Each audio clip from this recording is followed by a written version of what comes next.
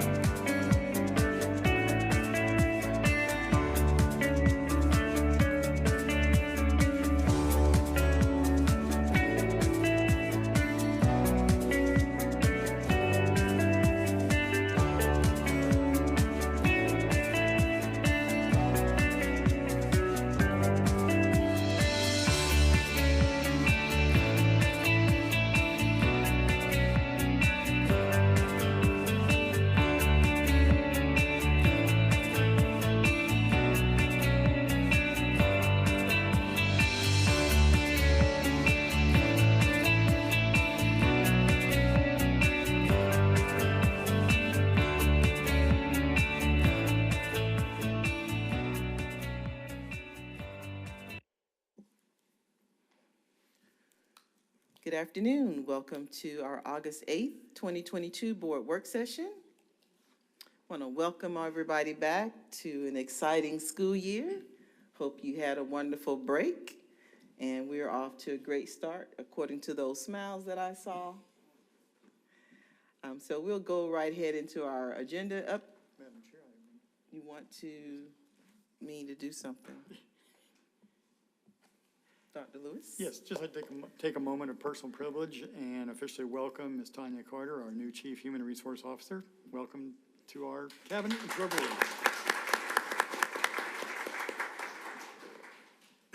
Thank you. All right, thank you very much. Our public agenda does not have any requests, and I do like to take this opportunity to still read our disclaimer. All official meetings of the board shall be open to the press and the public. However, the board may meet in executive session. Citizens are encouraged to address items on the board agenda or to initiate presentations of issues appropriate for school board consideration. The board meeting is not the appropriate place to review individual employee performance or individual parent complaints that have not been addressed by the principal or superintendent. Citizens are encouraged to follow our normal channels to address such concerns, which would be on our website, calling the superintendent's office, or Ms. Karen Jones, to schedule or request to be on the public agenda. With that, we'll move into our committees.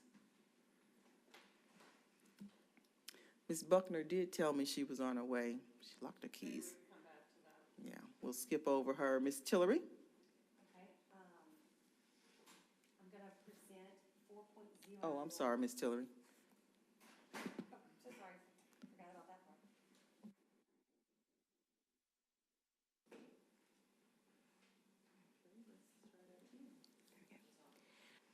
I would like to present my oh, no, it's not me anymore. Operator, it's the operator.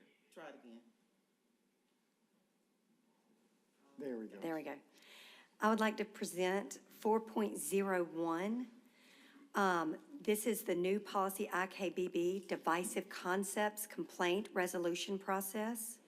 The recommended action is approve new board policy IKBB, Divisive Concepts Complaint Resolution Process, and waive the 30 days as required by board policy BDC. The background and rationale, it's prudent administration of the school system demands continual review and updating of board policies. In compliance with HB 1084, Divisive Concepts, the administration recommends new board policy IKBB, Divisive Concepts Complaint Resolution Process. The new policy will provide a compliant resolution to address complaints alleging violations of the statute. The new policy is not to be confused with the long-standing federal requirements for local boards to adopt policies that prohibit discriminations against employees, the GAAA Equal Opportunity Employment and students JAA Equal Educational Opportunities in all federally protected areas, which includes race. Superintendent's recommendation is to approve the new board policy, IKBB, Divisive Concept Complaint Resolution Process, and waive the 30 days as required by board policy, BDC. Do we have any questions?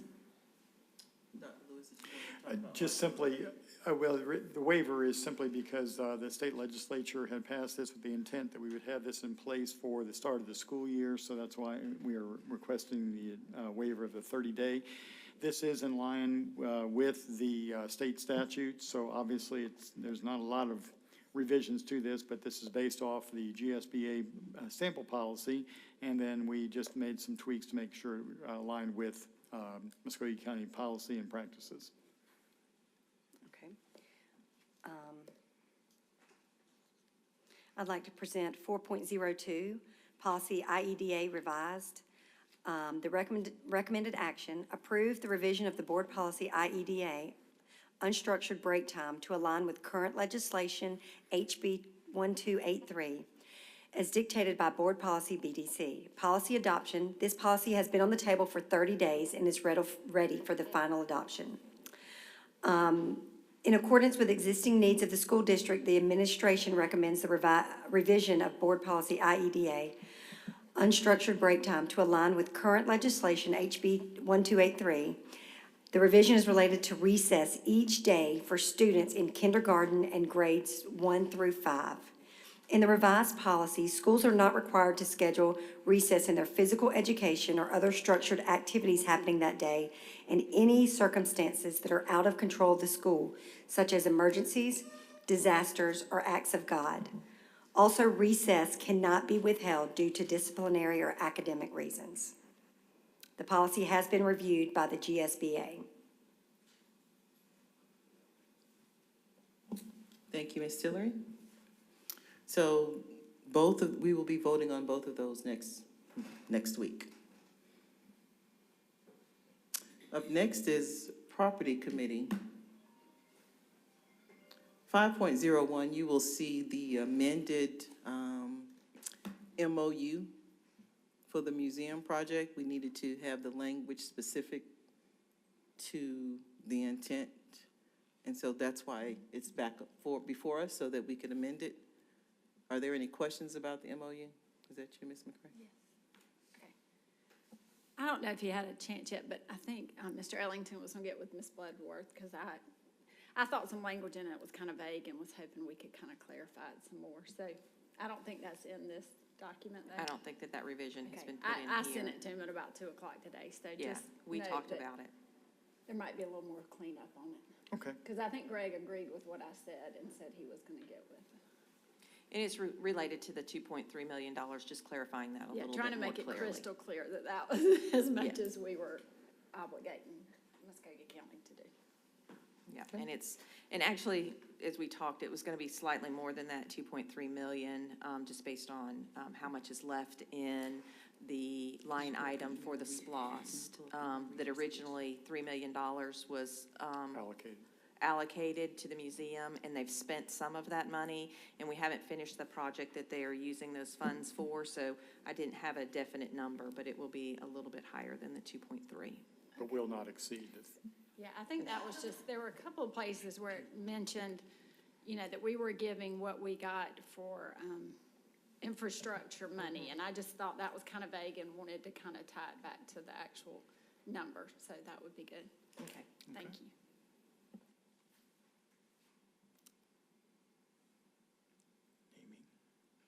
Okay. Are there any other questions? Put your mic back on. All right, 5.02, Ms. Williams. Thank you, Madam Chair. I'm pleased and honored to bring 5.02 before you. It is to ask next week for the board consideration to approve the naming of the auditorium at William Henry Spencer High School in honor of Mr. William R. Flewellen. And if I may, I'd like to read the memo attached with reasoning. Mr. William Rutledge Flewellen was a 1969 graduate of William Henry Spencer High School. While a student at Spencer, Mr. Flewellen developed a lasting love for education and the institution of Spencer High School, its values, and those trailblazers, such as Mr. William Henry Spencer, for whom the school is named. Mr. Flewellen believed that those who have been affiliated with the school had much to offer by reaching back to those coming behind them. After graduation in 1969, Mr. Flewellen became an ever-present cheerleader and advocate for Spencer High and all things related to Spencer. He took seriously his responsibilities to live out the charge to stay connected with other Spencerians, since alumni are stronger together. If he knew of a graduate experiencing illness or death, he was there to speak a word of comfort. If he knew of a student with a special need, he was there to offer financial and other assistance. He reminded each graduate that they were Spencerians, and that was something to be proud of. With this came a charge to never forget the rich educational foundation afforded them and the obligation to stand strong for future generations of Spencerians. In 1973, consideration was given to closing Spencer High School, located on Shepherd Drive. It was proposed to construct a new school at another location with a different name and school colors to replace Spencer. Mr. Flewellen was made aware of this situation. He joined the Golden Owls, a local group of Spencer alumni, in a campaign to save William Henry Spencer High School. In 1978, the Muscogee County School Board in the city decided not to eliminate the name of Spencer High School, and the school moved to its third location on Victory Drive. The original location had been on 10th Avenue. To advocate for Spencer and to ensure the perpetuity of the school, Mr. Flewellen envisioned a National Alumni Association with chapters in every city where there were Spencerians. This organization of Spencer High alumni would be an asset and formidable presence to benefit the school, its students, and the entire Spencer community. As a result, on February 15, 1990, Mr. Flewellen established the Spencer High School National Alumni Association, a 501c3 organization, and became its first president. This was a position he held for more than 20 years until his death in 2008. Comprised of generations of former and current alumni, the organization has been very active for the last 32 years. Members of the Spencer High Alumni Association are very active in the Columbus community and sponsor numerous activities to encourage and support Spencer High. For example, in 2007, under the leadership of Mr. Flewellen, the National Alumni Association completed a fundraising drive to purchase band uniforms at the cost of $30,000. In 2008, Mr. William R. Flewellen Scholarship was established to assist students with college or vocational training. Presented annually, this scholarship aids students in their pursuit of higher education beyond Spencer, whether it be a university, college, or technical school. Additionally, the current members of the Alumni Association remain actively committed to provide enduring support to the aims and goals of educational excellence at Spencer.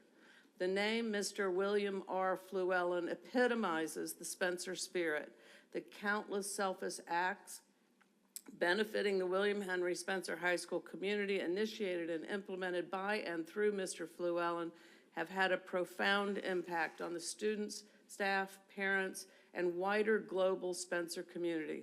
For this reason, naming the auditorium at Spencer High School would symbolize selfless and dedication while honoring an alumnus whose forethought, wisdom, and actions continue to positively impact William Henry Spencer High School. I am a proud life member of the Spencer High School Alumni Association, and thank you for allowing me to present this. Thank you so much, Ms. Williams, and I see the green and gold shirts and the Spencer alum and the principal, Dr. Freeman, out there. We'll see you guys back next week. As we take our vote, we'll take our official action on there. All right. We do have our 2 reports attached as well, from the library report and the museum report. For the library report, all 19 of our MCSD pre-K classes participated in the Summer Reading Group Challenge, which served approximately 219 children. This was a 6-week program. Teachers recorded a combined 521 books, that's great. Every class earned a prize book, and both teacher and parapros earned appreciation prizes. The Bias Inside Us exhibit was during the month of July, with over 1,000 people who walked through this exhibit. Customers told staff with one quote, "This exhibit is awesome." This was their 3rd visit for a mother and daughter, so that was great. Love Has No Labels video, which was a favorite part from one of our patrons at the library, and so that was very good, and I hope that everyone had a chance to get out there and experience that. For the museum report, July reached 1,074 people through public programs with the Alma W. Thomas Everything is Beautiful exhibit, which opened on July the 1st. On July the 8th, there was a family festival, which saw approximately 320 participants. There was also 2 summer camps focusing on the Alma Thomas's life and work for all different age groups. In addition, to hold their monthly yoga in the galleries program. The inaugural Summer Teacher Institute for Muscogee County educators used the exhibition as a jumping off point to teach arts integration strategies. So that's the good news that's going on with our partners with the Muscogee County Library, as well as the museum. Ms. Tillery? And on a side note, I volunteer at a program called Victory Mission, and the library and the museum went out of their way to help those kids this summer. It was a small group that we were really trying to focus on their reading, and they did. They went out of their way to make sure that those kids were exposed, and they brought books, and it was just amazing. So I just want to say thank you. Thank you so much. All right, good deal. Up next is our personnel report. Ms. Jackson. 6.01 is the personnel report. There are, let me get on here, 2 attachments. Are there any questions? Ms. Butler? My questions are not concerning the what we have here on the personnel, but it's about a personnel matter. I don't know if Dr. Lewis, if you've gone over how many short we are, how we're doing at the beginning of the school year. Is that going to be at the end of, or how are we going to do that? How she's going to present that to? Okay, very good. She can address that. Thank you. Ms. Carter? Good evening. I'm glad you brought that up. The report that you have is not the most recent. The report details come out a little after the board docs are available for you, but you'll have this report, the more detailed report for the next meeting. We currently have, you saw from July, there were 4 professionals and 64 support staff that were hired, but we've actually hired also in August 199 professionals and 6 substitutes and 91 support staff as well as 1 temp. So you can see we're making progress. There are currently in the West, there are 33 vacancies. There are 31 in the East and 25 Central. So again, we're making progress. We'll continue to provide that update and show that progress over time as we have a pretty aggressive approach to filling those vacancies. We understand how much everyone needs help. And although this is a nationwide concern, we are holding it very serious, and we're working on creative ways to close those positions. And I know you've just gotten here, but, you've given us the stats on where we are in the West, East, and Central. How are we in terms of staff for your department? What I'm hearing is that we can't accommodate the people who are applying. And I'm hearing this just from people saying that they've turned in all the stuff, they've called, nobody's there to answer the phone. And that's not your, I mean, if we don't have enough staff, what's the status of our HR department anyway? How many do we have? How many do we have? Positions do we have to fill? And can you, at this point, maybe you can't, Yes, I can. address whether we are adequately responding to the applications that are coming in, and if we are having people who can man the phone. I know because I understand that people are saying that they never get to talk to anybody, and the teachers actually come down here. The people who are employed, they say they can come down, but people who are unemployed, who are applying initially, they're saying that they can't get anybody. So can you address that, please? Yes, I can. We are definitely making progress in that area as well. We are down to 4 vacancies. We have 2 very strong candidates in mind for 2 of the 4. There's also a transition when you bring on new hires from a learning perspective, but that's also in the works as well. It's making sure that everyone is qualified to do the job. Everyone who has been doing the job, even understaffed, at this point has not been allowing for any serious discrepancies or time in support of those who are calling in. It may take a little bit longer because there's fewer people initially, but that is also changing. So I'm excited for what I'm seeing. It's very promising, and you have a very, very special staff in HR that's already been doing a wonderful job so far. We're just trying to get them some help. Thank you. Ms. Chambers? And yes, I just have a point of clarity question. On the attachments, there's a list of inactive employees. Can you just explain what it means, inactive? I did see that as well, but I didn't see it in time to be able to get the details. But okay. I can ask my partner in crime. Today's her first day. Oh, gotcha. I just hadn't, and that may have been on there before. I just have not recognized that as inactive. Oh, Brenda, yes. Answer, but I think you'll find out these are people who've been terminated or in some state, is that correct? Correct. These are individuals that have left our employment, and we put inactive because sometimes it gets confusing, because when you put terminated, people may think they've done something wrong and been terminated, right, but they could have resigned. So that's why we changed it to be inactive, and those are individuals that have left our employment in the month of July. And what about like transportation? How are we with transportation? It timed out. All right, let me get back to that one.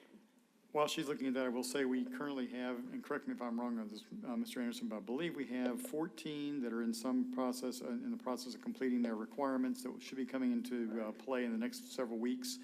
And then we have another group of somewhere around 18, I think, that are in some of the initial process steps. Is that correct? Roughly?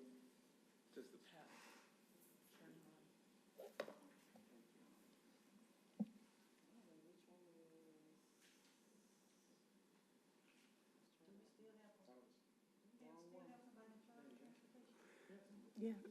Is it Mr. Jackson? Yes, Mr. Jackson, Godfrey Mr. Jackson is our Jackson. Director of Transportation. We have a total of 24. That is the new total, 24 drivers who are actively in training, who will be coming out of training over the next 2 months and ready to transport our students. Awesome. Yeah, that's really good.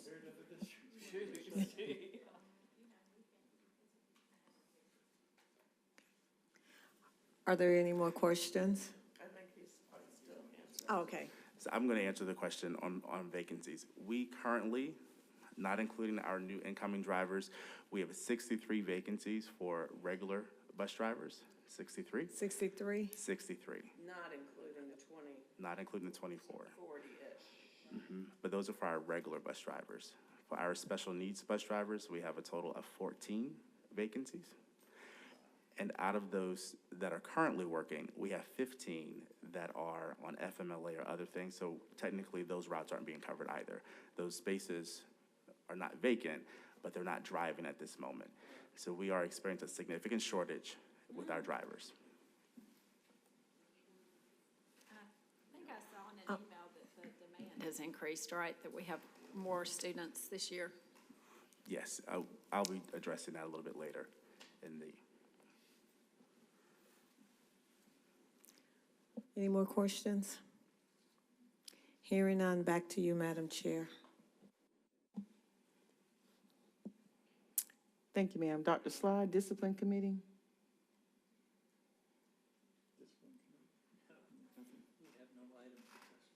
None, no items. Mr. Cantrell, Construction Committee? Thank you, Madam Chair. Move now to 8.01, the construction status report. Lots of wonderful things going on with our school district. First on the Columbus High School interior and exterior upgrades at Columbus High School. The estimated completion, because of all the different things at Columbus, will be $2,317,000. The construction department is evaluating the estimated budget that aligns with construction documents from the architect prior to the bidding process. Next is Jordan Vocational High School College and Career Academy. The estimated completion is showing fall of 2022. The construction showing $7,469,000. So a lot of stuff going on at Jordan right now. Construction for the grant-funded portion of this project is substantially complete, and the punch list items are being addressed. Construction on the 2020 East Lots funded portion of the project, the site is being prepared to receive staff and students for the 22-23 school year. Construction will continue on modified to limit disruption at the school. Next is the Jordan Vocational High School College Career Academy heating, ventilation, and air conditioning renovation. The price so far is showing $6,319,000. Of course, it's the HVAC equipment is being installed in multiple buildings on campus as the equipment arrives daily. The next project is 4 classroom additions, renovations at Matthews Elementary School.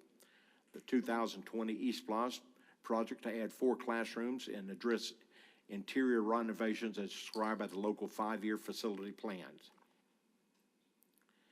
This cost is $2,685,000. With an adjustment lowering the price, came in at $1,767,000.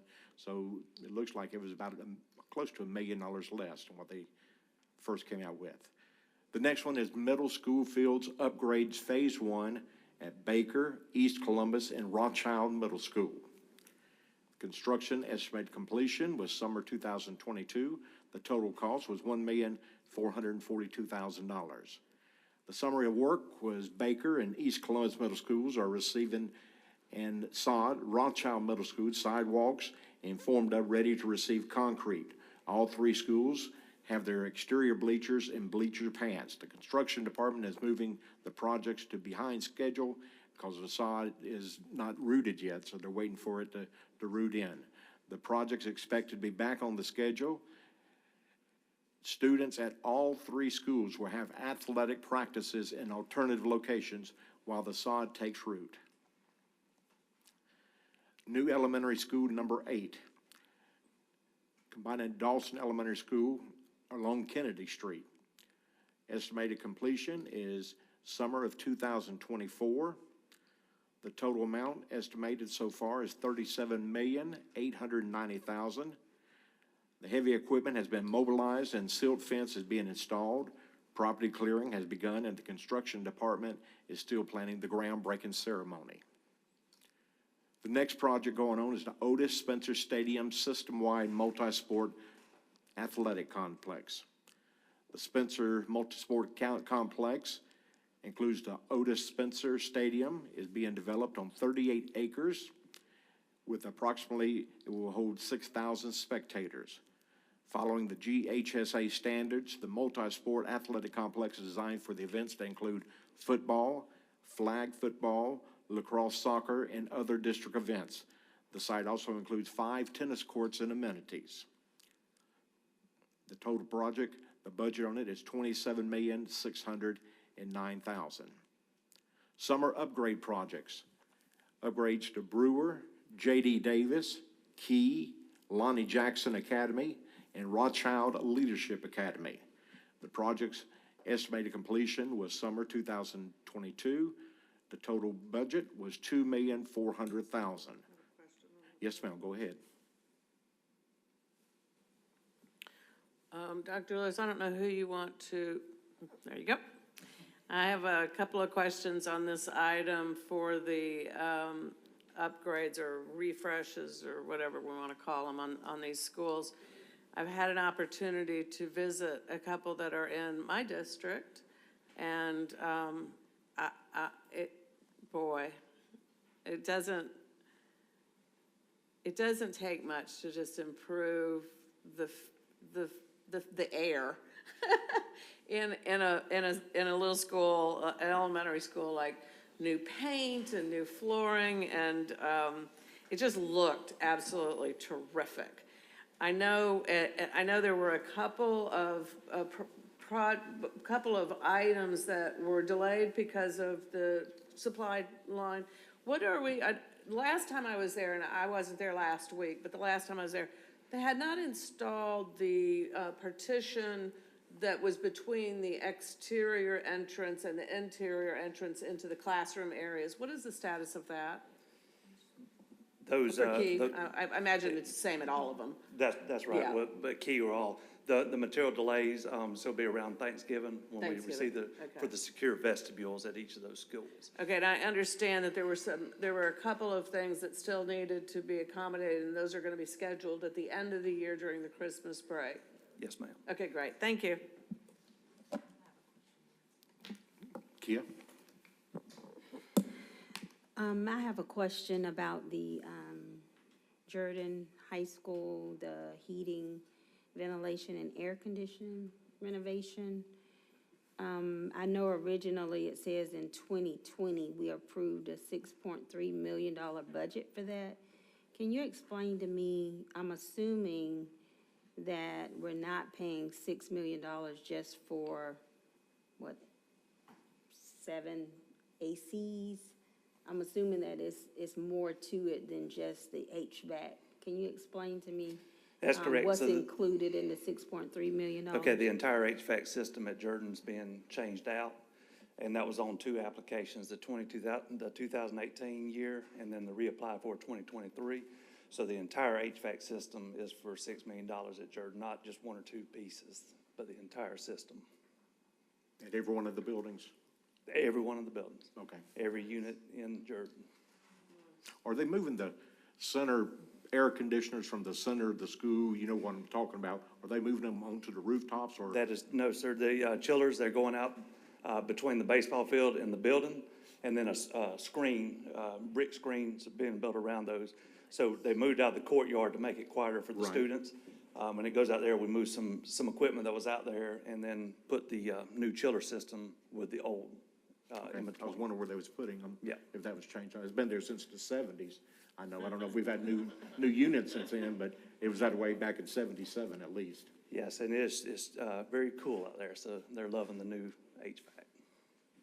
Any more questions, Kia? I think that's it, but can you, give me a breakdown of this, like when we originally bidded on it? I just don't remember it being that much for HVACs before. We'll send it to you. It was back in December the 14th, 2020, or maybe Ms. Jones can send that to me. Okay, we'll send you the data. Okay, sounds good, thank you. Any more questions now? Ladies, gentlemen?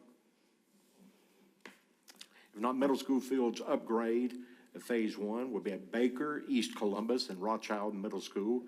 And thank you for the voters for our East Plus field renovation projects to include but not limited to new scoreboards, goal posts, soccer goals, bleachers, and grading.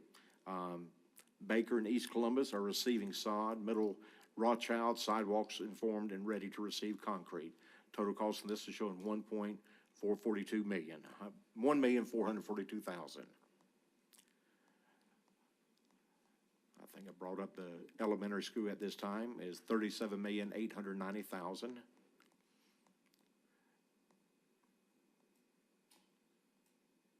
Upgrades to Brewer, J.D. Davis, Key, Lonnie Jackson Academy, and Rothschild Leadership Academy of $2.4 million. All locations are receiving upgrade work, which includes painting, flooring, ceiling tile work. Brewer and J.D. Davis receiving new gym flooring by the end of the project. Each site will have a secure work will continue after the school year starts. The delay in materials for the secure caused the schedule to fall behind. Carver Columbus Northside High School, increasing the size and layout of the weight rooms at Carver, Columbus, and Northside. Total cost is $1,368,000.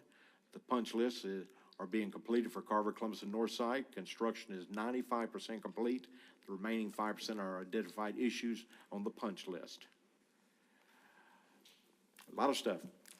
Veterans Band Room expansion and renovation at Veterans Memorial Middle School. Total cost is showing $1.5 million. Construction items is 95% complete. The remaining 5% is identified as a punch list and added scope. And that's what we've got. A whole lot of stuff going on in Columbus at all of our schools to upgrade them. Probably the best they've ever been in history, and maybe since they were brand new. Thank you to all of our folks out there in Muscogee County for the East Plus. We couldn't have done it without your vote. Thank you so much. Dr. Lewis. That's all, Madam Chair. Just want to remind everyone, we have a couple of dates upcoming regarding some of those projects. On August the 27th, Saturday, August 27th, we have the groundbreaking for Elementary School E. It'll be taking place, I believe it's at 9:30 on the site of the construction. And then on October 15th, that's also a Saturday, we'll have the ribbon cutting for Otis Spencer Stadium.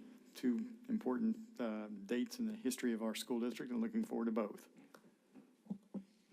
Thank you very much. Ms. Buckner, Education Committee. Thank you, Mrs. Green. We have two items. The first item is 3.01. That's the Comprehensive LEA Improvement Plan. And Mr. Smith is giving that for us.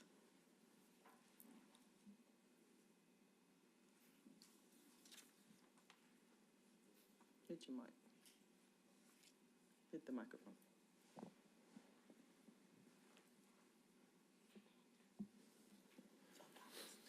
Good Good evening, Dr. Lewis. members Sorry, of the- Dr. Smith. Dr. Smith is giving that for us. Sorry about that. That's okay.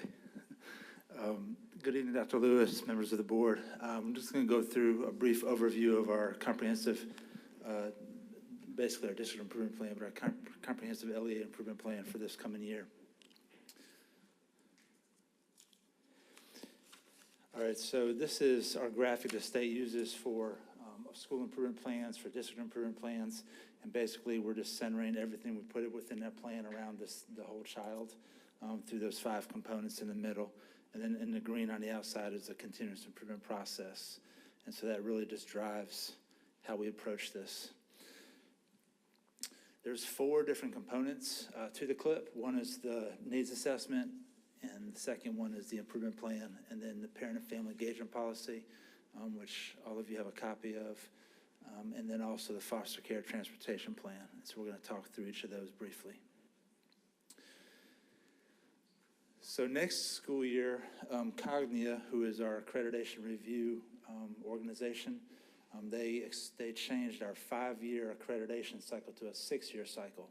So we're going to realign the needs assessment and the improvement plan process around that 6-year cycle going forward. And so we delayed the needs assessment we would have done last spring to this coming spring because of that 6-year cycle.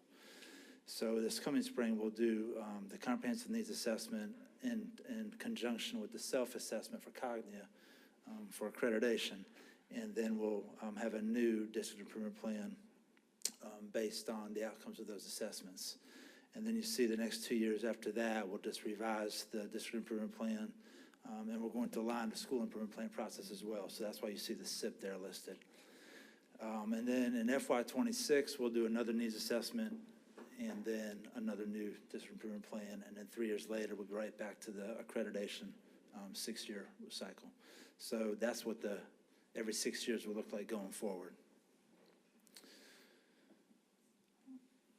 So our overarching needs, the only revision we made to this for this coming year was instead of leadership development as that first overarching need, we just changed that to employee development because we need to focus more on retaining who we have and developing those people. Second need is individual student needs, and then need for monitoring and culture of kindness, and those are all still the same. So our 4 goals, first one is around employee development. Second one is personalized learning, and this is kind of a flip from the last couple of years. We used to have it as Tier 1 instruction, and now we flipped to personalized learning because that's our big focus. And Tier 1 instruction is it's a component of personalized learning. So that's an action step within the plan. And then MTSS, our tiered systems of supports for students, and then mission, vision, and values, which is around a culture of kindness goal. I'm not going to read through this goal, but it's online if you want to read through that. But this is for the employee development. And so the action steps for that, we're going to continue with leadership development work. We've got first and second year principals that we're going to introduce some training for this year. We've got 12, I believe it's 12 principals in their first 2 years. And so we need to provide some supports there. Our aspiring principal cohort, we've done some realignment with that because of feedback from the cohorts that we've had. We've had 2 cohorts so far. And based on that feedback, we're going to extend that to a 2-year cohort. So we've had a number of the 2 cohorts be promoted to principals. So we're going to combine the first 2 cohorts and make this their year 2. And then after this year, it'll be a 2-year cohort going forward.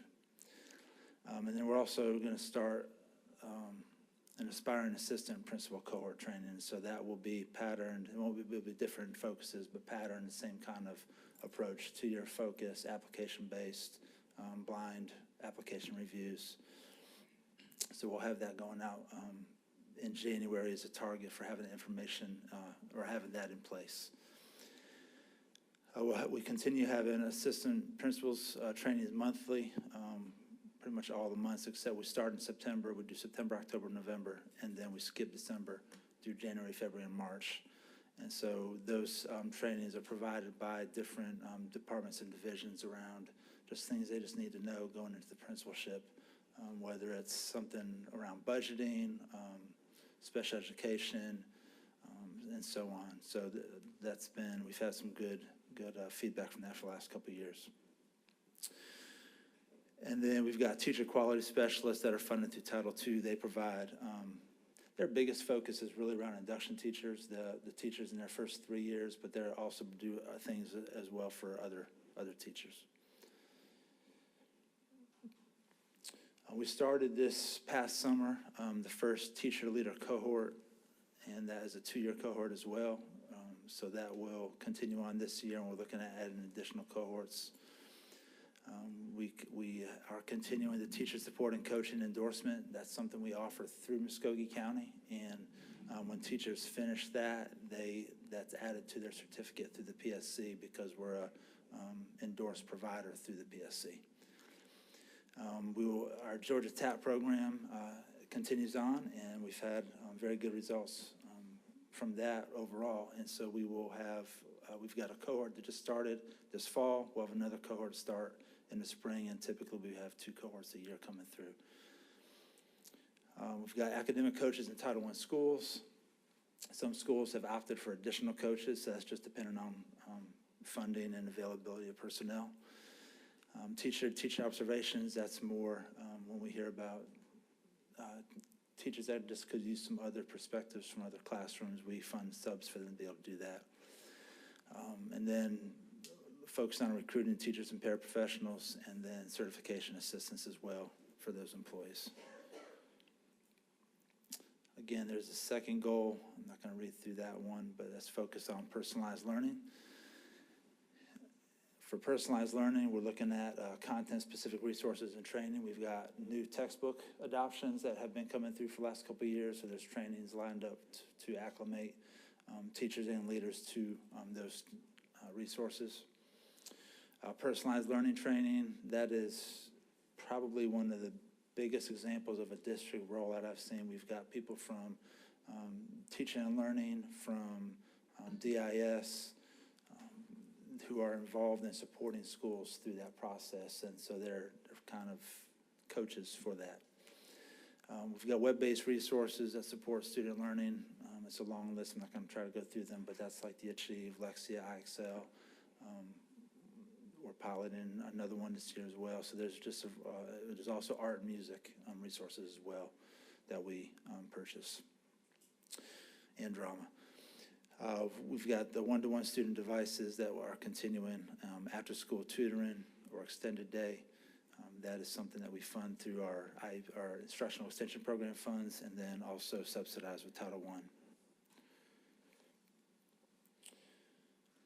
We've got Title I school-specific parent and family engagement sessions. So one of the focuses this year is to acclimate parents to the personalized learning focus, since that is such a big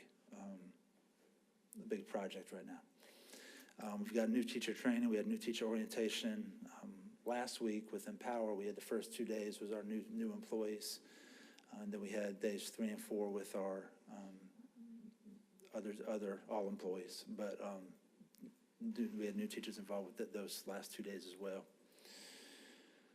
We will have feedback to schools through the live meetings process, walkthroughs. There's a variety of walkthroughs, whether it's personalized learning, PBIS. And then we have multiple dean positions across the district and schools. Some of those are ones that have been in place. Others of those are additional ones that schools have requested and put into place with a variety of funding sources. Here's our third goal, which I'm not going to read, but it's on Dr. Smith, if I may, just want to also interject, based on the baseline scores that we now have received and the milestones that are kind of connected to the next presentation, you'll be hearing about an initiative that's connected to our personalized learning called P3 2025. We'll be bringing more details, but that's setting new targets for proficiency for reading and math by the end of 3rd grade. And we'll be hearing more about that in the future meetings, but I just want to connect that to you now going forward as part of the personalized learning initiative. Thank you, and that's a revision we actually need to add. I'm glad you said that. All right, so MTSS action steps for their third goal. We're still working on a common understanding of MTSS across the district and expanding it out farther in schools. Having clear district expectations, written procedures, processes, and other documentation for MTSS to support that rollout. And then data collection analysis procedures for district and school-based teams. We're building a resource list of evidence-based strategies for instructional and behavioral needs. So that's something that teachers will be able to go to that list for assistance. And then there's a fidelity of implementation rubric that's aligned with TEACS and LEAKS, the evaluation system for our teachers and leaders that will be used to monitor how well the implementation is going for MTSS. Finishing the training curriculum for that and implementing that. There's 3 state MTSS training modules that's available through the SLDS, which is the state longitudinal data system. So the purpose of those modules is for everyone, all certified staff to go through those 3 modules. And so they don't have to do that each year, they'll do that 1 year. And so the next year, all new employees would go through those modules. MTSS, youth mental health first aid, and PBIS training, that's been ongoing and will continue. And then again, the feedback to schools through live meetings and walkthroughs. And then we'd like to establish model MTSS and PBIS schools so that schools within our district can go to schools and leaders they're familiar with and learn from them. With ESSER funds, we're implementing district and school level prevention and intervention specialists. The district level will be actual positions, and the school level will be supplements to people in the school who are helping roll out that work. We've got universal screeners that we've been using for several years and are continuing. Renaissance for STAR and reading, the STAR and reading math assessments. And then we've got the BEST, or it's the BEST screener for behavior that we will continue to use. We're continuing our ESOL Newcomers Academy for English learners in 6 through 12 who are new to the country. They're at least 2 years behind academically in their native language. And we're flipping. They were going to Midland Academy from their various locations in the afternoon. We're flipping that to the mornings to help with. So we had some issues with students not wanting to be there in the afternoon because they're missing things at their school in the afternoon. So we flipped it to the morning so they could participate better in the afternoon activities. And then again, the dean's piece, because they influence the academic and the behavioral side. And then there's our goal for culture of kindness. And so our action steps there. We will continue pushing our mission vision. I don't want to say pushing. Expanding that out in our practices and conversations and training. Need to have some customer service training, and then continue to promote mission and vision values through a variety of methods. Want to again increase school participation in the Great Kindness Challenge. There was an increase last year. We'd like to continue that, an additional increase this year. And then increase participation in stakeholder surveys. We know we do a lot of surveys, but surveys do give us good information that can be used for improvement. We want to use crucial conversations training we're actually looking at this for a couple different areas, but want to use this with some leaders. Employee wellness activities will continue to be a focus. Relationship building amongst the staff and students, and then supports the students on topics of suicide prevention, drug and alcohol abstinence, and avoiding violence. I have a question. So with this crucial conversation training for leaders, meaning the district level people? Principals? Leaders. School level. Leaders, yes. Okay.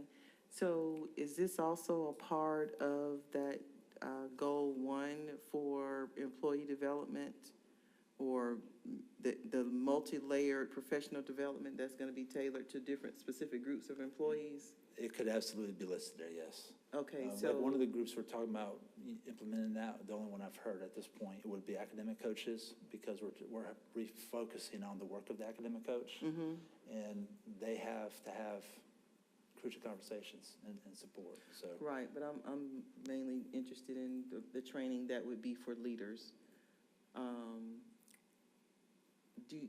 Is there a plan, has it been mapped out, the type of strategic training for leaders? Yes. And do you know if it's going to be beyond the crucial conversation or in addition to the crucial conversation? And are you going to have outside trainers for the leaders? Yes. And the leaders, I'm talking about the district level up. This is being, the crucial conversations training is being conducted by the state, Georgia Department of Education. They're trainers. Right, and so I'm asking about additional training for leaders. They will all be part of this training. Is it just so the only training you're providing is the crucial conversation training? That's it? That, in this particular piece, yes. Okay, And that's for all building leaders and for district leaders. okay.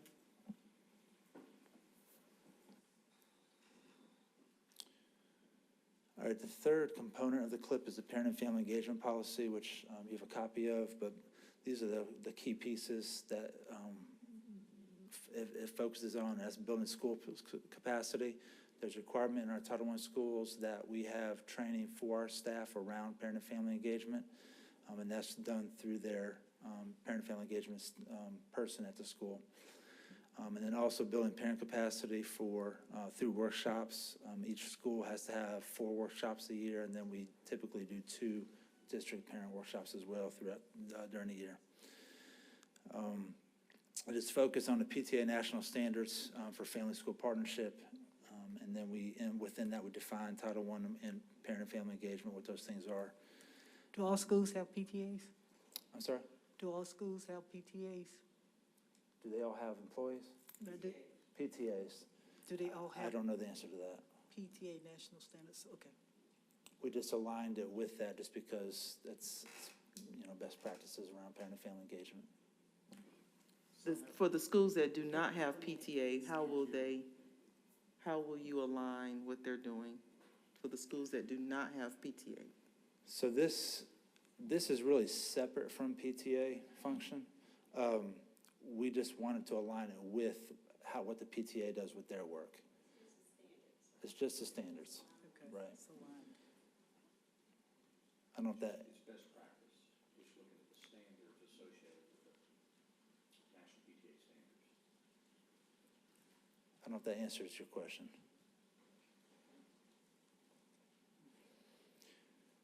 We also talk about the reservation of funds. We have to do a 1% parent and family engagement set aside from Title I funds.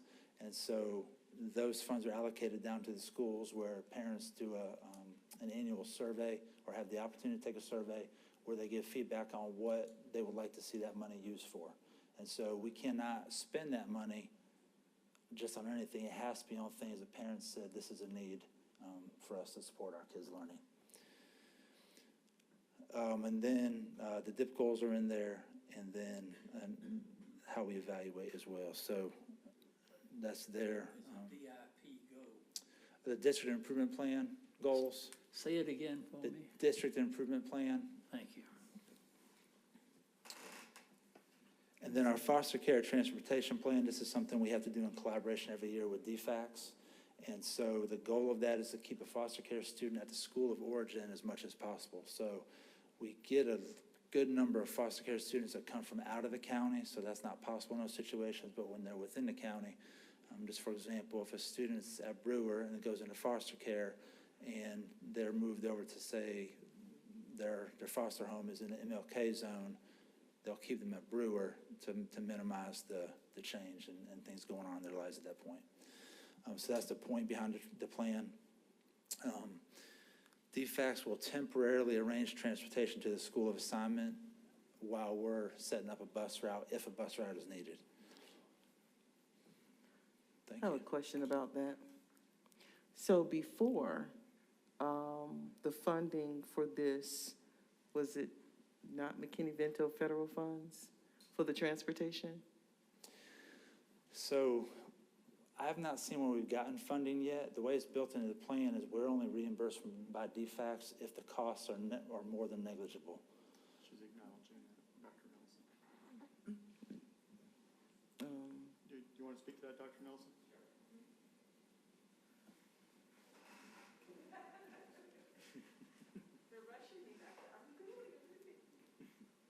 We'll be here. Got my steps in today. Good evening. McKinney-Vento, in 2015, they realigned the funding when we moved from Every Child Succeeds, from No Child Left Behind to Every Child Succeeds Act. Foster care was actually pulled out of McKinney-Vento. Okay. And so that's why now the funding is kind of Okay. funneled through DFACs. So now the funding will come from the school district? Yeah. So we don't get direct funding for it.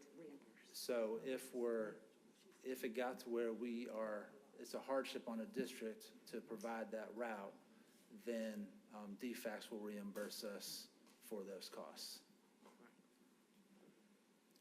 Okay, thank you. Thank you, Dr. Nelson.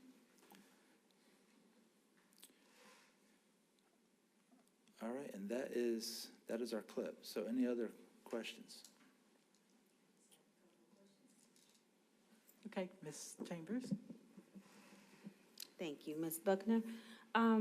Dr. Smith, just a couple of questions about the academic coaches and academic deans. Can you specify for me the difference in those two roles? I know we added academic deans recently, but so what are the differences in those two positions? So the role of the academic coach, ideally, I mean, we've just gone through COVID, so there's been a little more flexibility there than normal. But ideally, the role of the coach is to work with teachers directly. So, and we tell the coaches, teachers work with students, you work with teachers. And so their sole purpose is supposed to be to improve teacher pedagogy and practice. That could be through supporting classroom management, that could be through model lessons, through observations and feedback, and so on. The deans, some of that may happen in some of the non-Title I schools, but typically deans are more doing some administrative duties. They can't do things like TEKS evaluations because they're not an assistant principal, but they are helping support administration in a variety of things. So how many deans do we have actually assigned to schools, and they're just there as a support personnel for administrators? For the school, I mean, not just the principal and APs, but they're doing support work within the school. I don't know the number. I can send a list. Okay, sounds good. And I like the fact that you've added to the building of the leadership, the assistant principals. So my question is, how do we determine who is allowed to enter the program, either for an assistant principal or, a incoming training for a principalship? How do we select those applicants? So for the aspiring principal cohort, which is consisted of assistant principals, it's an application-based process. So they'll file an application. They have to have references with it as well. And then there's a group that will review. I say a group. There's typically three administrators will use to review the applications, and then we make them anonymous. So we take out their names and their locations from the application so they don't know who's they're reviewing. And that was based on feedback from a year or two ago, I can't remember. But then it's just based on, they have a rubric that they complete based on how, as they're going through it. And then that rubric just allows it to, score it. And then we're just looking at, it's based on scores at that point. If we're taking 10, like the last cohort, we had 10 people. So it was the top 10 scores that were taken for that cohort. Okay, and last question about the program. Have we done any type of evaluation on perhaps those individuals who've gone through the leadership development program, gotten a principalship, and are now actively running a school? Have we done any type of feedback survey just to see how effective the program is? So at the end of each year, we get feedback from, we do at the end of trainings, but at the end of the year, it's more holistically, you know, what can we do to improve it going forward? What went well, that kind of thing. So those are conversations we have throughout the year, and changes we've made, like for instance, the making a 2-year cohort, that was based on feedback. And so feedback's an important part of it.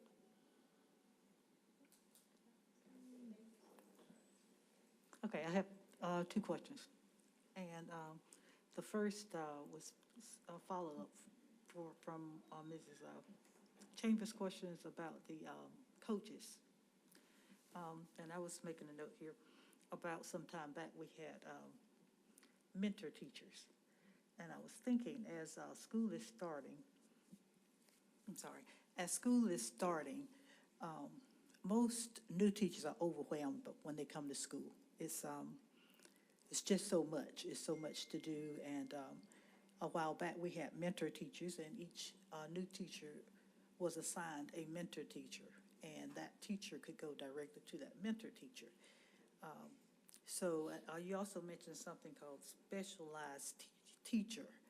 I'm not quite sure what that is, but I saw it somewhere in your report. And I was thinking, is that something like a mentor teacher?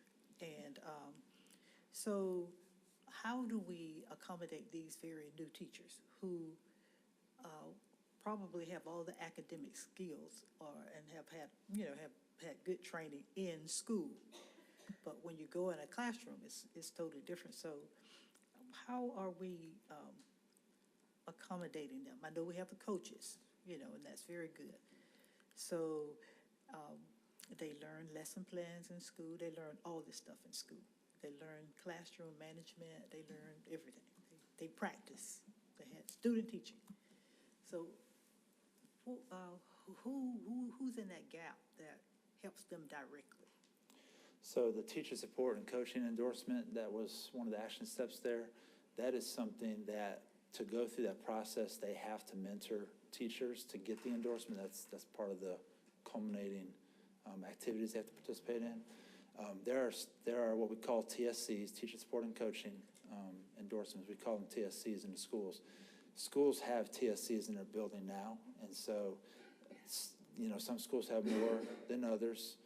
That just is based on how many slots we have, movement of teachers in between years, and so on. But those TSCs each year are, for the most part, they are participating in mentor activities with new teachers.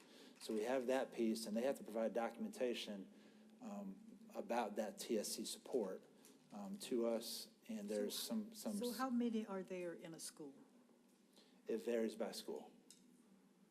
Okay, and usually? You could have anywhere from 1 or 2 to some may have 5 or 6. From 1 or 2? I mean, we can get you a list of how many by school.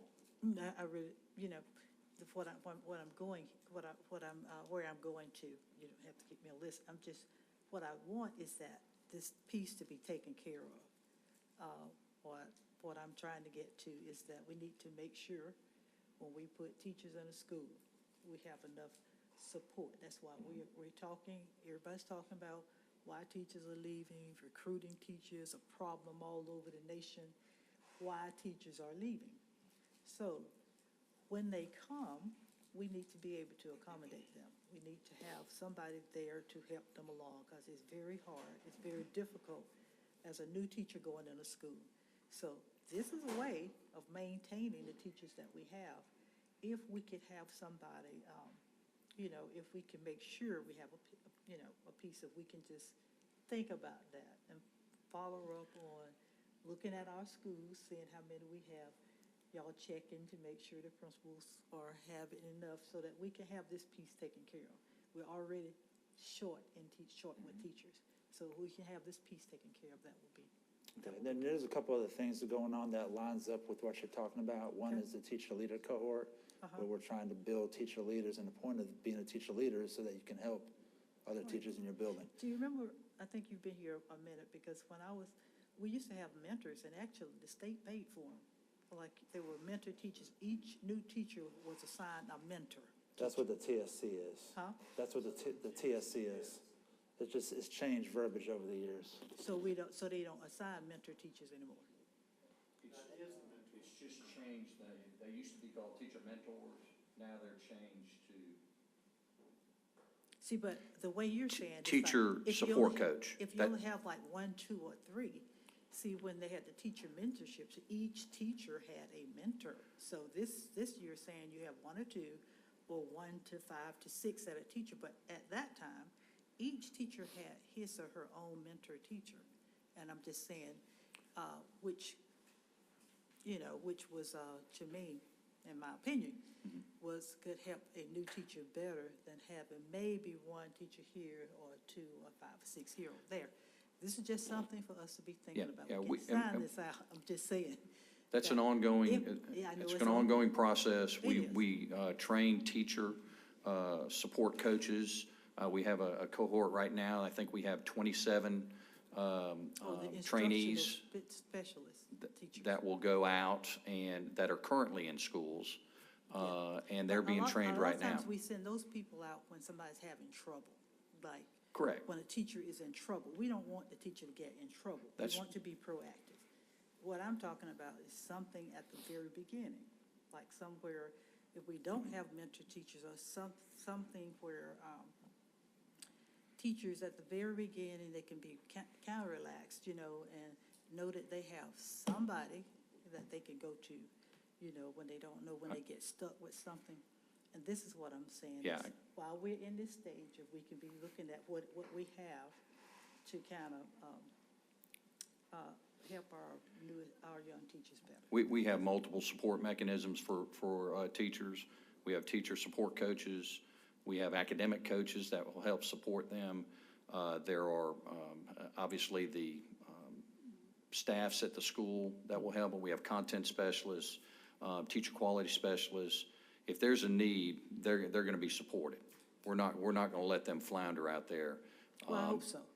I mean, I'm just saying, and I know we're always trying, because I just know when I was a teacher, everybody actually is overwhelmed at school. So when you're talking about the content teacher, everybody's trying to do their own work. I'm just saying, and everybody with the work that be done, almost everybody is overwhelmed. It's a lot of work. It's a lot of work for a teacher's job. It's a lot of work. So when you say we have the content teachers and these teachers, that still to me is leaving something open, because most of the times now they are experienced teachers, but they still have a lot to do. And sometimes they're trying to get their own stuff done. And I'm just saying, and we're just going back and forth. I know everybody's trying. Everybody wants to do the right thing. Everybody wants to help the teacher. I'm just saying, let's just look at this. Let's have our principals look at and make sure we have all the stuff that y'all saying sounds good, but let's just make sure that we have something in place for our very new teachers, because what we are talking about every day, you turn the TV on, they're talking about what's happening to teachers. They are not going into the field. How can we recruit and maintain teachers? That's all I'm saying at this point. And we look at that every day. Okay, very good. Yep, we do. And I hope we just look at it more. My second question. The second question is, how do we, as we make this comprehensive, our improvement plan, and we have our goals, and I noticed they're measurable goals, where do we go to, like if I wanted to, when you're measuring, and you do have the short objectives, you're checking them off, I'm assuming. So where do we go to if we wanted to see where we were? Like if a board member wanted to see where we were on this plan. So last year, we started mirroring what the schools are doing with their improvement plans, where we've got short-term action plans for the fall and the spring. So last year, we had one for each semester. We're continuing that on. So you'll see, if you lined up short-term action plans in a row, you'd see a progression of, things getting accomplished, new things added, things coming off, that kind of thing. And y'all still put this, I know it's when this is on our website. Where do where, like, we should be able to tap into, This will be, that's not, the new one's not on the website. It in will be. 2023, you were saying? It will be added to the website. It will be yes. added to the website, and when you say you'll check for you'll measure where we are, you said the We- fall? At the end of every semester, we've got 4 different goal teams, and each goal team's got a lead who's responsible for that short-term action plan. And so in December and in May, they submit their short-term action plan, and it'll show each of the action steps and then assess where it is, whether it's completed, progressing at expected rate, not progressing at expected rate, and so on. Okay, this is per school. Schools do that with school improvement plans, but then we also do it with the district improvement plan. Yeah, with the district plan, that's the one I'm trying to see. So we do those like every semester. Twice a year, yeah. Okay, and we'll be able to access that where? That, you could just ask for that. We don't post those on the website. We just post a plan, but if you ever want to see it, you can shoot me an email. Do y'all, we can get it. so y'all will present that to us then, maybe? I'm just trying to we figure can. out how, I know y'all are doing it, I'm just saying how, like, if we would just have to ask for it, to see if we want to see where we were with what we're. Well, we can do it each semester, we can do it by the year, we can give it to you, but at the end of the plan has to be demonstrated, yeah. We Okay, also just have- whatever y'all figure out at some point, just let Okay, us know. we also have to report to the state twice a year on it as well. They have a progress monitoring Right. tool built into SLDS, so that's really the same thing. That each action step is in there, we just go in and mark it. Okay, and just mark it, that's what I'm saying, yeah, so we can, see- we'll just have to ask you to see it. All right, thanks. problem. Thank you. Are there any more questions?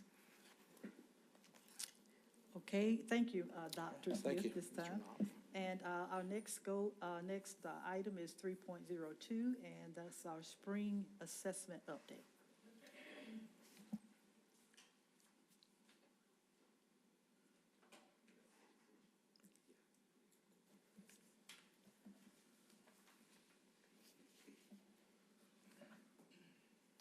Great, thank you.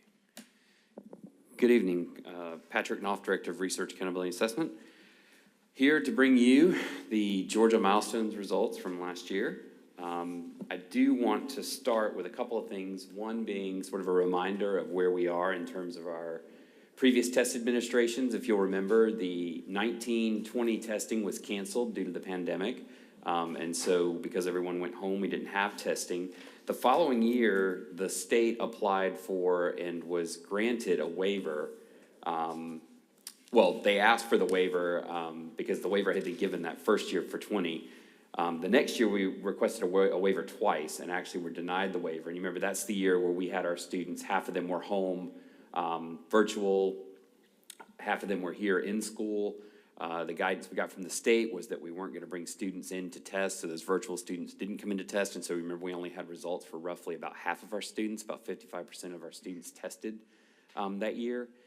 And so that was kind of what would have been our comparison year to this year. But again, because of the large variability, and I'm going to go to that, because of the high degree of variability between this year and last year, or this past year, I mean, we're not using this as a comparison. The state actually, if you'll notice in their press release, they noted that that it was not advisable to do that. I know some districts may have done that, and that's in a case where they had enough of a representation both years, or they felt confident that their year-to-year results were comparable. But again, because we only had 55% of our students test the prior year, we knew ours were not comparable. So we're using these as a baseline to go from this point forward. The state actually is not going to be using this for composite CCRPI scores again. Those are those scores that the state, the governor's office would use to assign report card grades to schools. That's not going to happen. They've actually modified the way that students are identified for comprehensive or targeted support, again, based on the fact that we know that these results are not directly comparable. And in addition to that, we're not even, it won't be used for teacher evaluations. So again, you can see the state as they've advised us not to use it for a year-to-year comparison, have avoided doing that in places where it really required a year-to-year comparison. So again, for us, this is a baseline year moving forward. So let's jump in. If you'll look, you'll see that our third grade test results for the number of students that are reading at grade level or above was 54.8. And our students that are proficient and above for ELA, and again, this is reading and writing, so there's a writing portion and a reading portion in there, was 27.7. And for math, it was 27.6. Mr. North, Yes. you said the percentage of students that were on grade level was what? For grade level for reading is 54.8%. Percent of reading, grade level and above. Okay, so in that percentage, so 54.8 met the goals, the state's goal. Met. So in your categories, you have. Yes, the well, there's the state. You have those that meet, like you have percent of developing and above. Yes, ma'am. And then you have the percent proficient and above. Yes, ma'am. Okay, so, proficient is the high, where's the category where they met? They met the goals. Yes, ma'am. There's two different things going on here. The first thing that you're looking at, the 54.8%, are the percentage of students that are reading on grade level, meaning their Lexile score fell within their Lexile band for their grade level. The second thing that's happening on this is, for ELA, we combine the percent of students that are developing, proficient, and distinguished all together, and then we also just combine the proficient and distinguished together. So what's the percentage that met the goals? 54.8% of the students met the reading goal, but the other two numbers include writing as well. Does that make sense? It's for English language arts as a whole. So we get two metrics out of English language arts. We get the number of students who were beginning, developing, proficient, distinguished. We also get a second measure based on their Lexile, which is the percentage of students reading on grade level. So for ELA, in all these cases, I present you with percentage of students reading on grade level, and then their overall mastery of standards for ELA reading and writing. So they aren't presented to us as the state presents them? Yes, ma'am. Okay, so the beginning learners were not in that category? No, ma'am. When the state presented it out, when we're following the template that we used, last year to present the data, which was one that the state had given us last year to use. And so we used that again just as a single year, just to give you as much information without crowding it with too much information. Okay, so this is the way we present it. So according to, when the state has that categories, what are the state's categories? The beginning learner, so how the beginning? When the state presents it, they present beginning learner. Where's our beginning learners there? Sorry? Okay, if they were presented to us as, where is our beginning learning category? Well, the beginning learner would be the... Why did we decide not to use it in the presentation? I'm just trying to figure out why we decided not to use it. Well, when we were presented with it, it was presented as one long spreadsheet. We were just trying to simplify this. This is the same template that we presented last year. Yeah, I know, but I'm trying to figure out why we presented that way last year. Because we were, when if you were trying to present as much information. The reason I'm asking about this is because somebody called, that's the reason I'm late. I had several people calling me, and they were saying something about our test scores, or if we were trying to skew our test scores, or if we were trying to skew our test scores, and why weren't we presenting all of the categories, because it's as if we were trying to, and I'm just doing, and that's why I'm asking you, why are we not presenting all the categories as presented by the state? Because this is what I was asking, and so, if we were trying to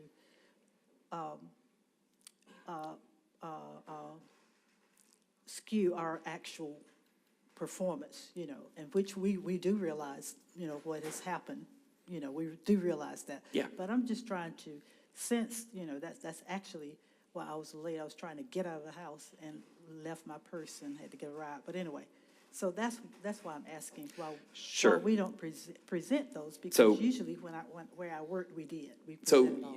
A couple of things. One, we're not trying to obfuscate anything, okay? Because we're presenting the number of proficient. Honestly, at the end of the day, what we want to see, what the state says makes a student ready for the next grade level is proficient or above. So we're not hiding anything. We're presenting here that 27.7% of our students were ready based on the state's metric of proficient or above. They also include or present together developing and above. But if you look at the proficient or the percent developing and above, that tells you right there the number of students that are ready. Beginning learners are the other part of that adds up to 100%. So no one's trying to hide anything. So why is it not put there? We just used the template that the state used for simplicity's sake, because that's the template that we used last year when we presented just 1 year's worth of data as opposed to multiple year over year, which in the past is what we have But done. when they come in to us, we do have the beginning. Yes, ma'am. It was published to the whole public. I mean, it was presented to the entire state. So there's no hiding anything, because there's nothing to hide. Why it was not just presented to us. Sure. But again, at the end of the day, what we want to see is 27.7%. So we're not trying to hide anything, because we're presenting exactly what we want in terms of proficiency. At the end of the day, we want that. We want that bottom number. That bottom right number is the number we're shooting for.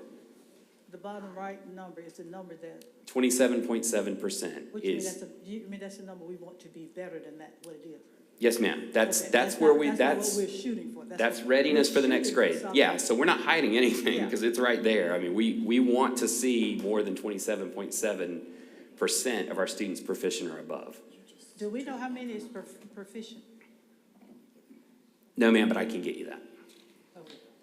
Now, I'm just saying. Yeah, I'm 'cause just that- wondering why it's not presented. Well, because again, the goal is proficient or above. Okay. So that is the goal. So maybe 73% are not proficient. 70 is if you subtract it. Yes, ma'am. 72.3. 72.3. And it might help, Mr. Knopf, if we talk about percent reading on grade level versus percent proficient and above. Yes, sir. I think there's some confusion between Yeah, those. because that's a wholly different that 54.8% is a wholly different metric. Yeah, that is a whole different. And again, don't forget that the other numbers for ELA include writing as well, which we Right. know expressive language trails receptive language. So students are better readers often than they are writers, and it takes time to catch up and develop that skill. So often we may see students read on a better level than they might write, which is another reason for. ELEA, the way that's tested is that's tested with a lot of reading. Yes, ma'am. One has to read a lot and interpret the reading and then do the writing.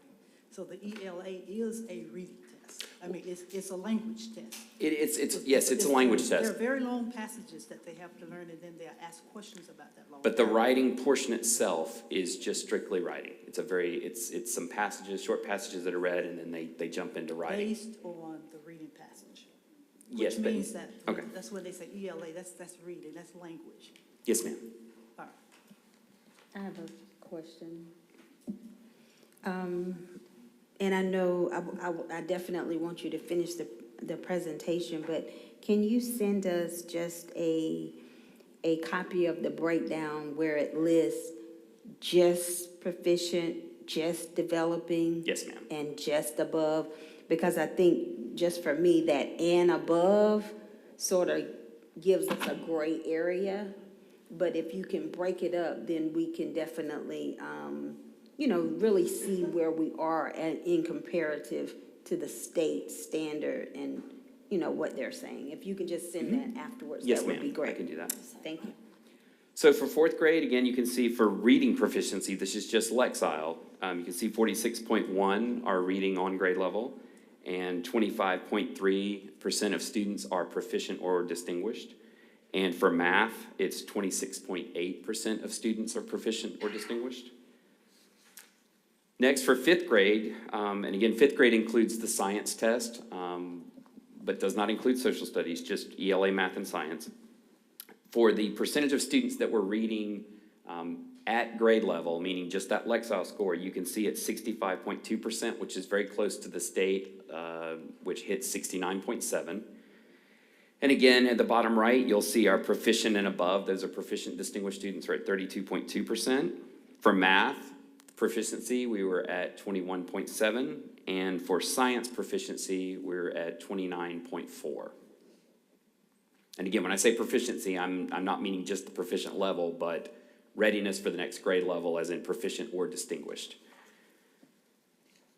So for sixth grade, the reading percentages on Lexile were 45.3, and again, proficiency for ELA, which is the writing and reading, was at 28.4, and for math, we were at a 16.9. There's definitely some room for growth there.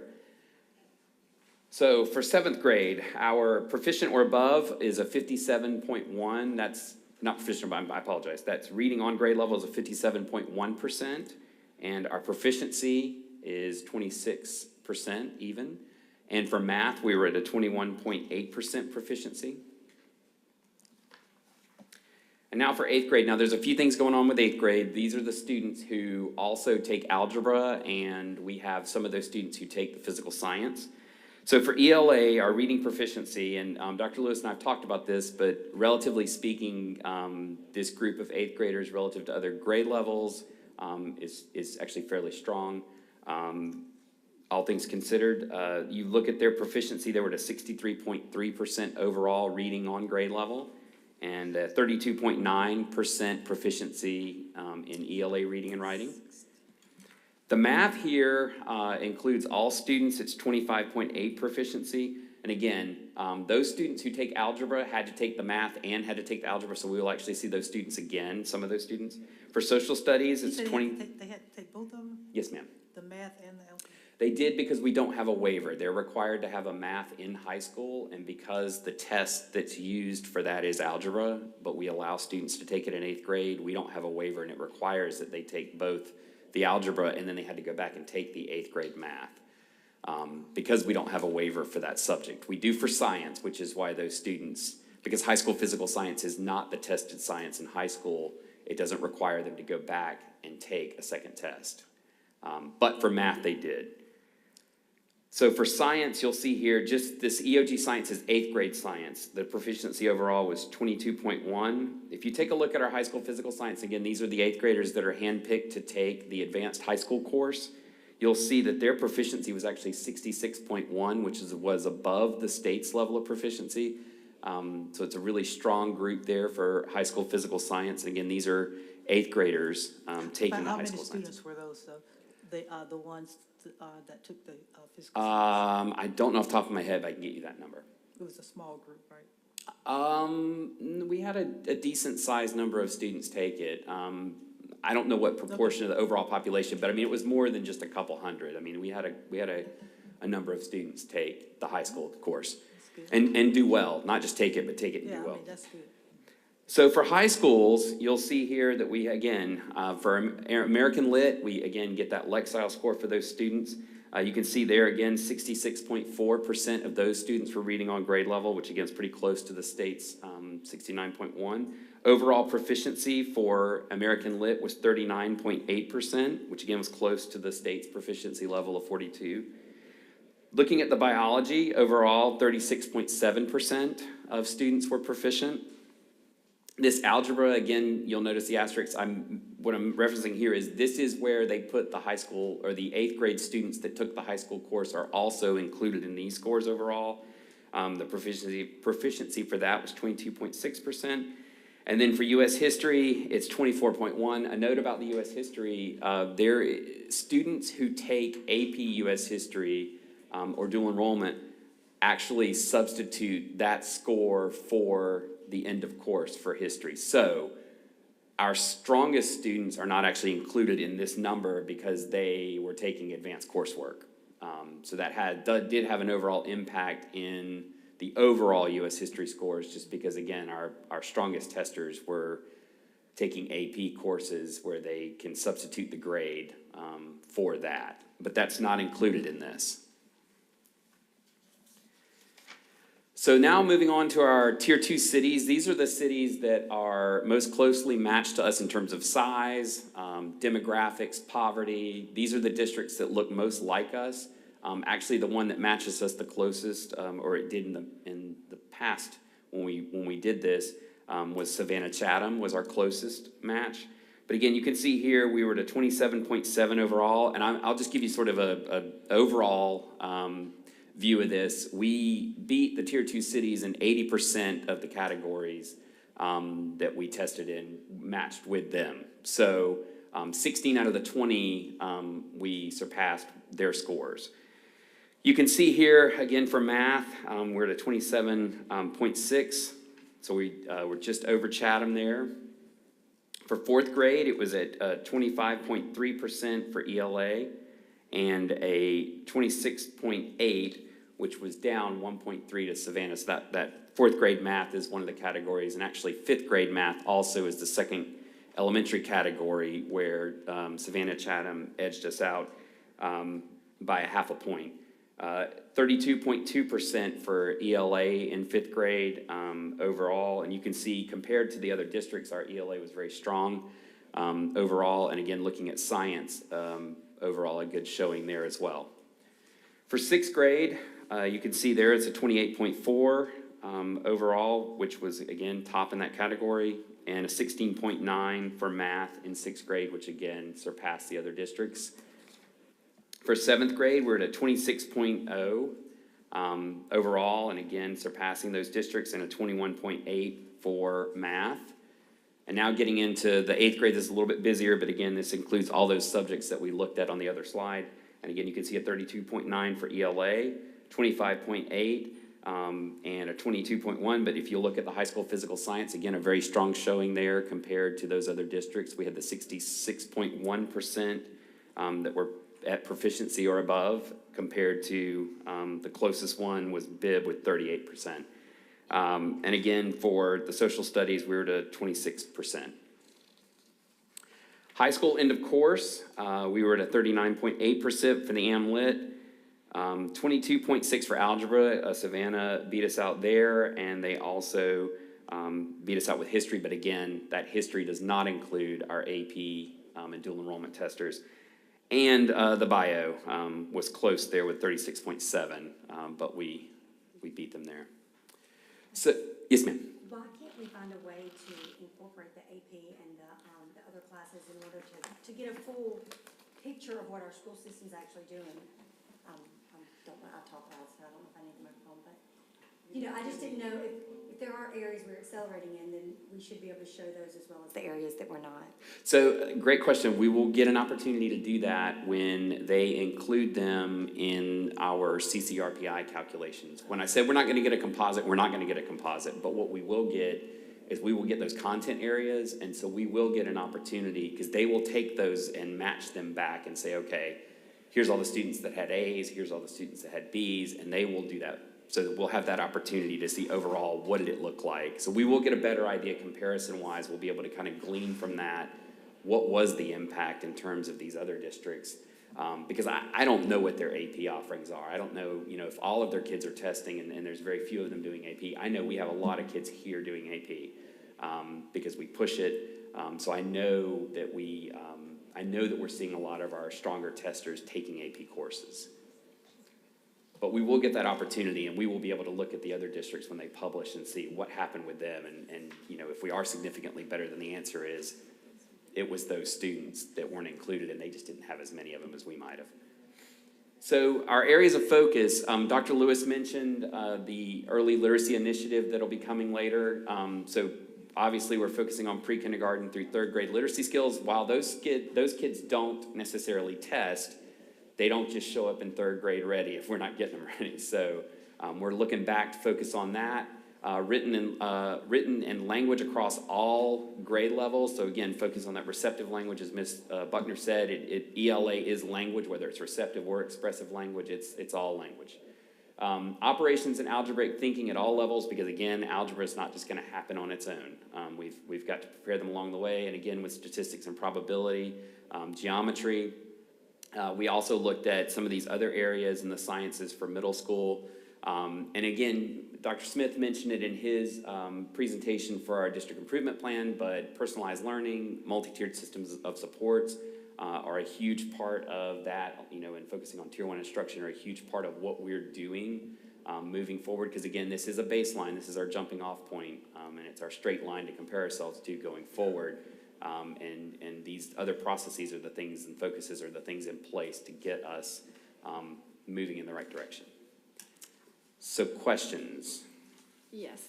Okay, I'm gonna be pretty direct. I'm sure it's not gonna win me any friends. And I get that you're the deliverer of it. You did the test. But I'm kind of like Ms. Buckner. I mean, my biggest concern is who is not at grade level. And, I had to use quite the math ability to deduct that from this presentation. And based on what I saw across the board, we're looking at 30 to 40, even 50% of our population not at grade level. So my concerns are, I know we're not retaining children anywhere near that percentage. I know our graduation rate is really, really high, which kind of concerns me how many people are graduating that are not near the level they should be.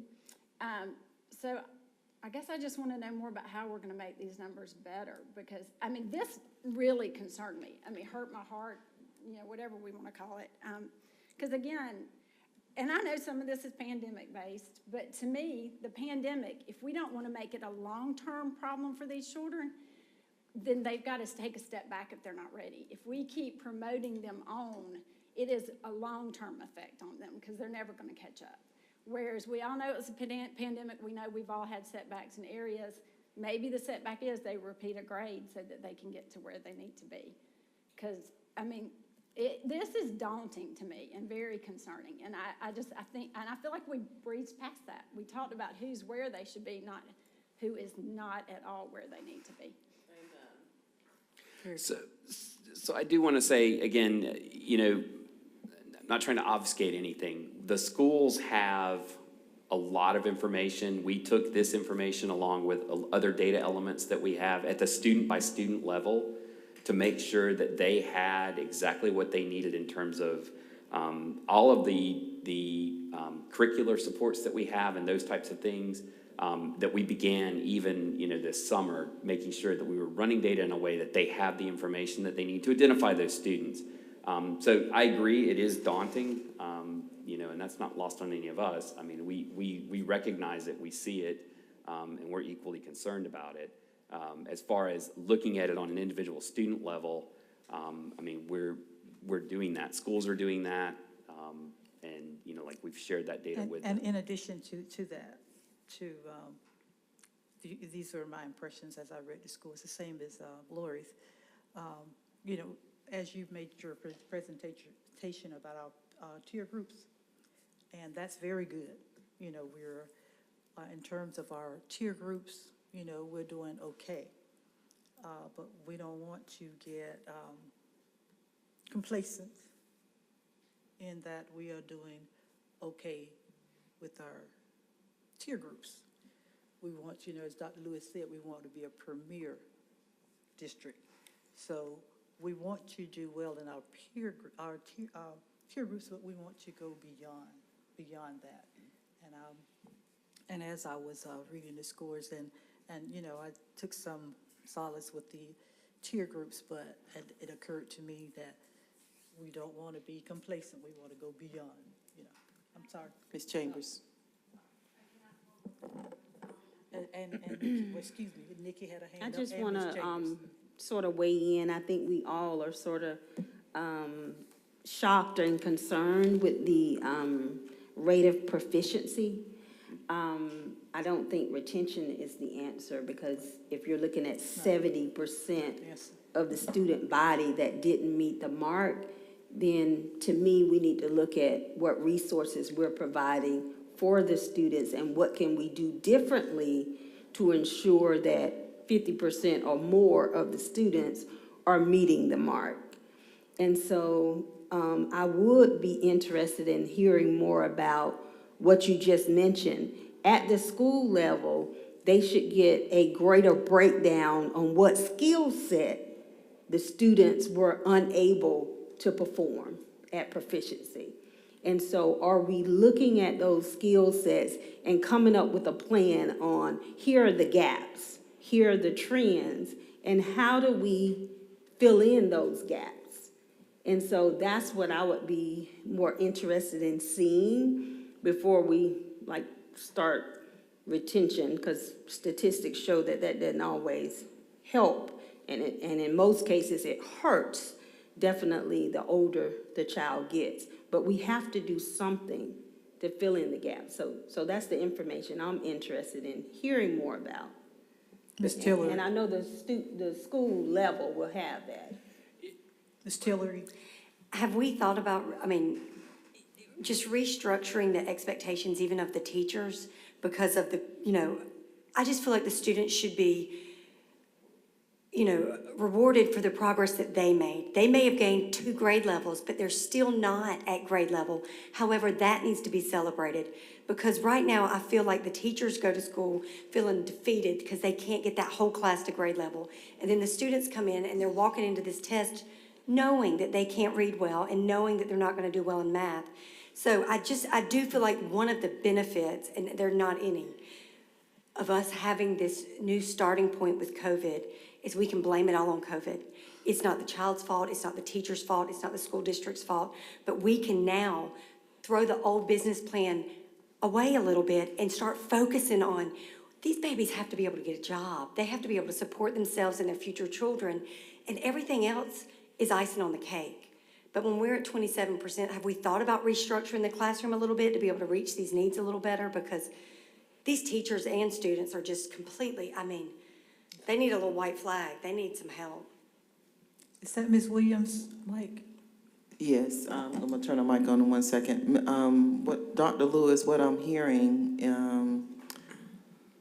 it seems that what the board wants you to bring back is the district-wide approach, because it seems to me that we just kind of went on, even though we were in a pandemic, even though we were shut down, and we just kind of went on of business as usual. Even though it's a new grade, a new year, we may need to understand that we're operating in the deficit. And I'm sure that you are, but the presentation really needs to come back to talk about that approach to closing that academic gap or achievement gap, so that we can have a better understanding of how we are dealing with these numbers, the results of these numbers that are here. And then, did you want to, Ms. Williams, add to, so Dr. Lewis, you can answer all at once? I would like to go back to something that Ms. McCrae mentioned in her first comments, because it's something I've been concerned about, but I'm not sure that this data really gets there. And I know there's, data geeks can crunch numbers to give us what we want. So I'm not sure this is what I need to ask this question.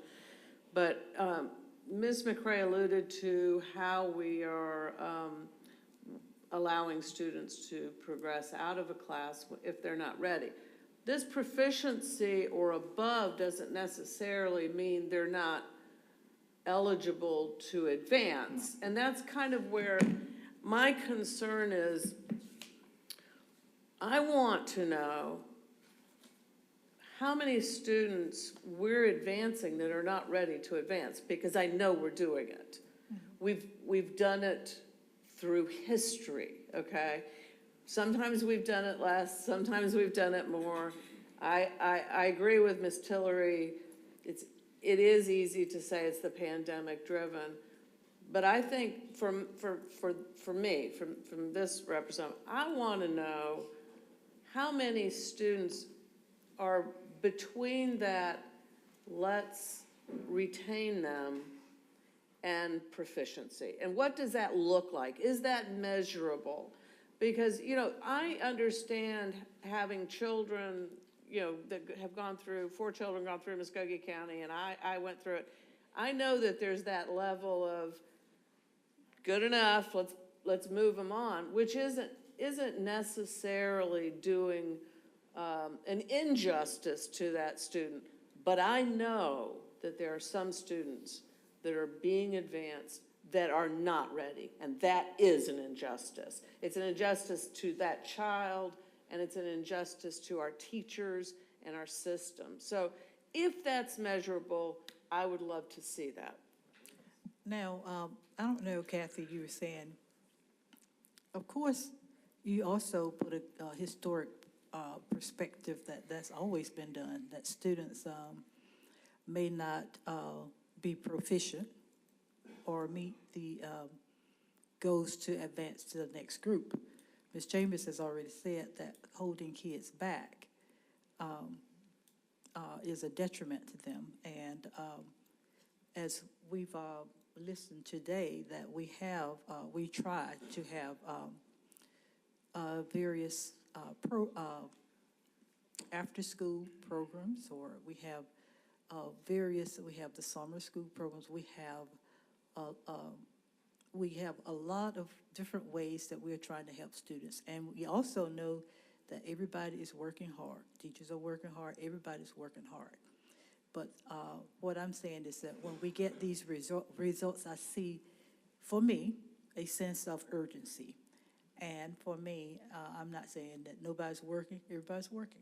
What I'm just saying is that let's reevaluate, let's see what we're doing, analyze what we're doing, see what's working, see how we can improve things, and just keep working on the work, just to see what we can do. Everybody's working. We just need to figure it out. We need to keep working. Everybody's working, but to me, like I said, it's just, Kathy said we need to know how many.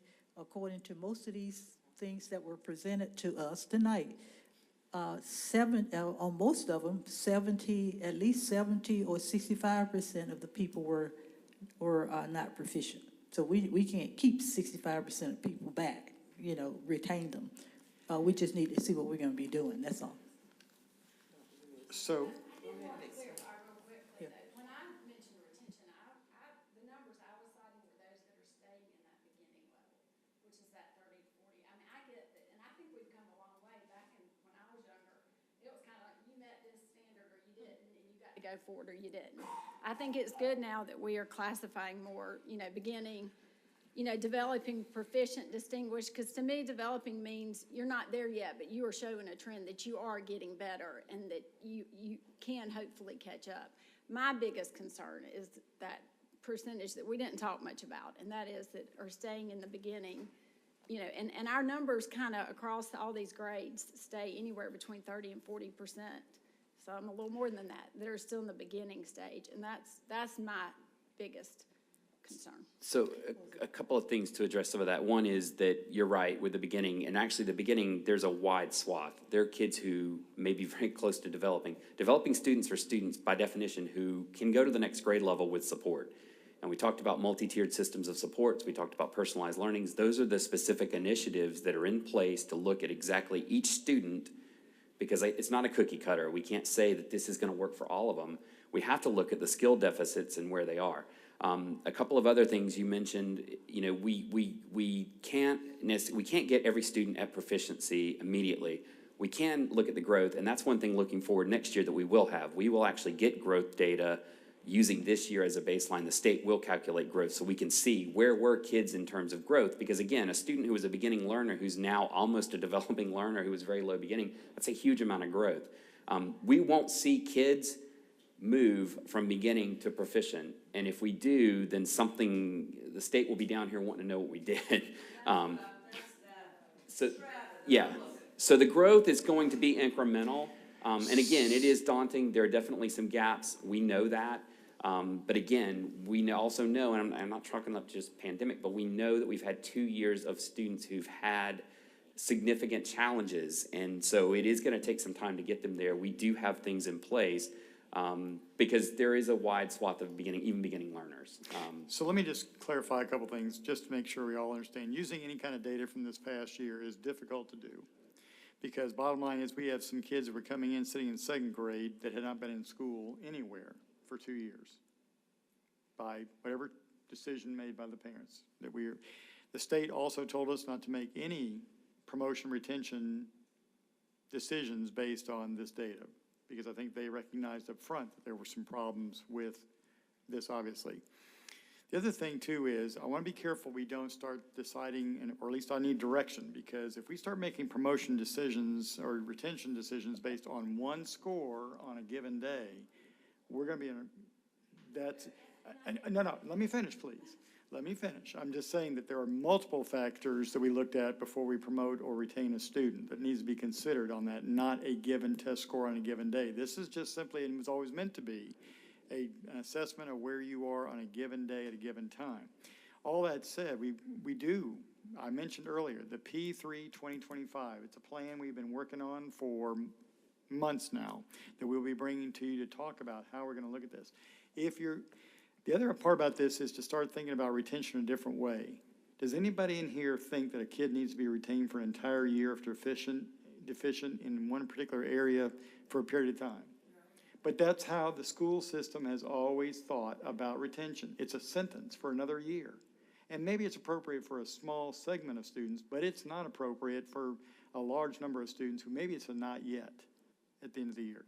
Maybe we need, one of the things we're looking at, regrouping kids that are not proficient at the end of the year with a teacher who's got ability to work with that student, but at the same time continue to introduce the next grade material. Otherwise, you're going to condemn him to failure the next grade. So we've got to find those teachers and maybe pay them more, or maybe give them a smaller class size, or whatever it might be. We've been talking about this for some time. We've got to look at that from the standpoint, we've got a plan that we're working on to do that, and it's totally out of the box thinking from what most school districts do, because it's all or nothing, to your point. Retain them or pass them. And passing is not an answer. However, I want it to be more on a triangulated basis of data, not on one GMAS score, because I can tell you there are some problems with the GMAS. For example, somebody mentioned the skills. We have been asking for domain, we get domain big, but we don't get finite skills. None of the GMAS data, and we can speak to that later on. But that's one of the concerns that I've had since I've been here in Georgia, is that we don't get discrete skills that are necessary for us to be able to work on from GMAS. That's why we can't use that data to help us really drill down on what the needs are. That's why we have to develop different assessments to try and look at that from that level, the granular level that we need. So that's one of the things that we're working on. We're also looking at new material. Right now, when we look at Lexile levels, because to me, Lexile tells you about being able to read. Lexile tells you where you can read. If you look at the higher number, that is a Lexile score. It's when you take that and transfer that into writing that becomes problematic for some kids being able to translate. And if you saw, I can assure you, if you saw what some of the kids have to do as far as read this passage, then transfer that into some kind of written response, that sounds like something that's easy to do. But for some of our kids who come from a less than verbal-rich environment or print-rich environment, that's why the things we're doing with the chamber about the basics are so important to get those kids ready to come into pre-K. What Kimberly Thomas is doing with her team, all those things, making sure that we get those kids ready for school, because when they come to school, they all come at different levels. And when the gun goes off on day one, the gun at the finish line goes off on day 180. For some kids, they need to have a Lexile growth of, we think, 100 points is a year's worth of growth. For some kids, they're going to need more than 100 points to catch up. They might need 115, 120, 125. That's why personalized learning is so important, because the kids can do that in virtually any time, any place. We're giving them the resources, the web-based resources, that they can have that access. It doesn't have to require a teacher in the classroom. It's great that they have that, but they can go beyond that. These are all things that are part of the plan to help kids really be able to accelerate their learning. We're not talking about remediation. We've got to accelerate. We've got to accelerate. And I want people to stop thinking about a deficit model of remediation and think about how do we accelerate kids, not to promote them, but to get them where they need to be. And it doesn't necessarily mean that it has to happen with a whole year's of retention. It might be, okay, you might demonstrate mastery at year or at, the third week, the fifth week, the sixth week, and then go ahead and promote them then. But it's more of a not yet, not all or nothing, if that makes sense. Or, yeah, terminology, but But there is but we've got to look at not looking at, that's the concern that I've always had about a standardized test being used as a benchmark, be-all, end-all. I'm going to continue to look at where we are with districts who are similar to ourselves, because to compare us with an affluent district somewhere is not, or a small district who fluctuates from one year to the next. You've got to look at size, you've got to look at similar demographics to where you are, benchmark against that, but then by all means, trying to push the metric for your students and give them more time with a teacher who's got expertise in working with those students who are struggling, because not all teachers have that expertise. But the trade-off might be you might have a little larger class, but you don't have anybody who's really struggling in that area, or vice versa, to make sure. So these are all things that are part of our P3 2025 that we bring to you, but we're making sure we're making a very diligent approach to this, and we'll bring that plan to you. And I feel really comfortable that's going to be a very effective means. And we're setting, just so you'll know, we're looking at setting targets, school-specific, grade-specific targets for the next 3 years to 2025. So let me just, so we can move on with our agenda. You hear all of the types of questions, and they're becoming similar questions now. In the future, when you bring this type of raw data, couple it with your plan on how we are addressing it so that it will help make sense to us, because even though standardized tests don't drill down to the skill sets, the schools are doing that, right? They know what is what by the child. And so from the board perspective, we want to make sure that we are providing the resources that are needed to support the work that they're doing, along with your plan that says when this data shows that kind of deficit, this is what we have in place to address this achievement gap. Because we can go on and on, because this is what we are supposed to be doing as a board. And so we have tons and tons of questions. And I think that you're going to answer them at another time with the presentation, hearing our concerns. Hopefully you will fill in the gaps, if there are any in your presentation, to address what we're doing about this specific data. Can we agree to move on to the next item, guys? One other thing I just want to make real point. This is why it is so important for kids to be in school on time every day. I will hold schools accountable, but the kids have to be in attendance a minimum of 170 days a year to be able to get the benefit of what they're doing. If you miss 10% of the day, 18 days, if you miss more than 18 days a year, chances are you're not going to be moving forward. And we have to, or when we teach reading, the research is real clear. You teach reading first thing in the morning. When parents bring kids to school late, 30 minutes, 45 minutes, they've missed the most important class of the day, because everything is a reading test. Make no mistake. You might be sitting for a math test, but everything is a reading test. So.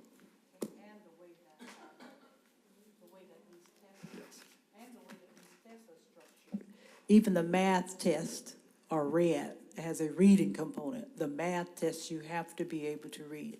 So as Mrs. Green said, we're looking forward to what you bring, because even though they've drilled down in the schools, we've had the summer learning, we need to drill down more, and I'm anxiously waiting for this whatever you said you're going to bring. And I know what you were saying about the smaller students, because Chatco and Harris County, they're smaller districts.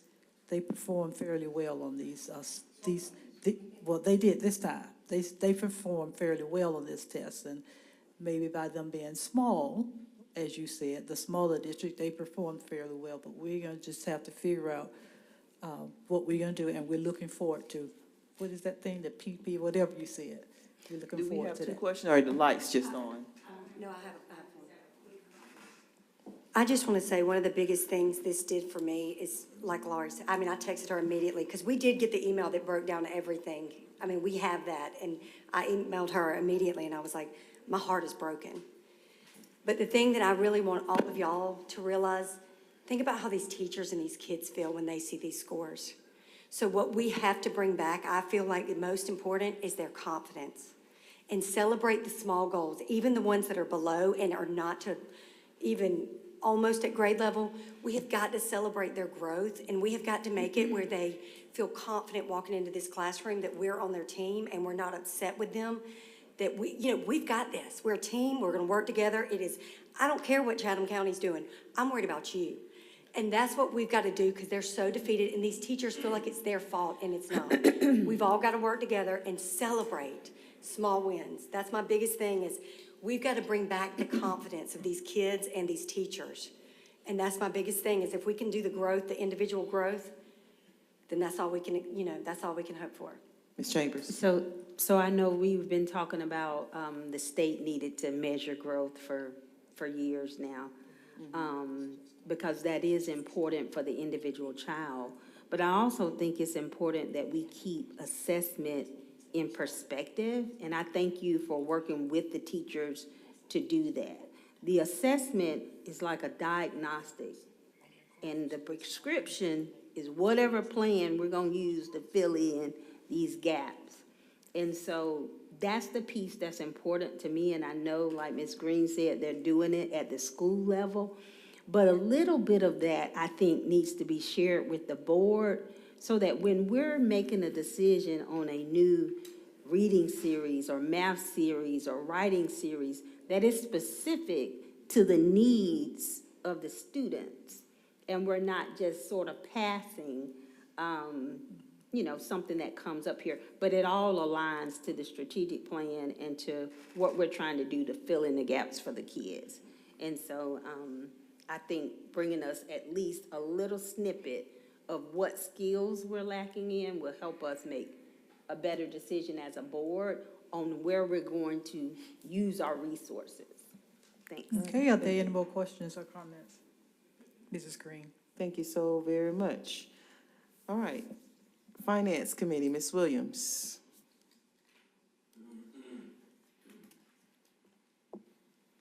Thank you, Madam Chair.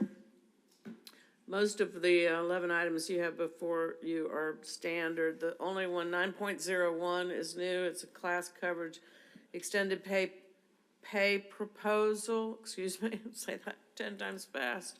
This is in response to our teacher shortage and in recognition that a lot of our unfilled teacher absences are being filled in by teachers that are present in the building, often in their planning period. They fill in for another empty classroom. And this is a way to acknowledge them, acknowledge what they're doing on behalf of their students, to thank them, and to just give them a little bit of extra money in their paycheck to tell them that they're valued.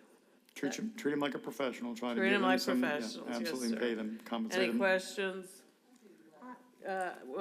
Ms. Buckner first?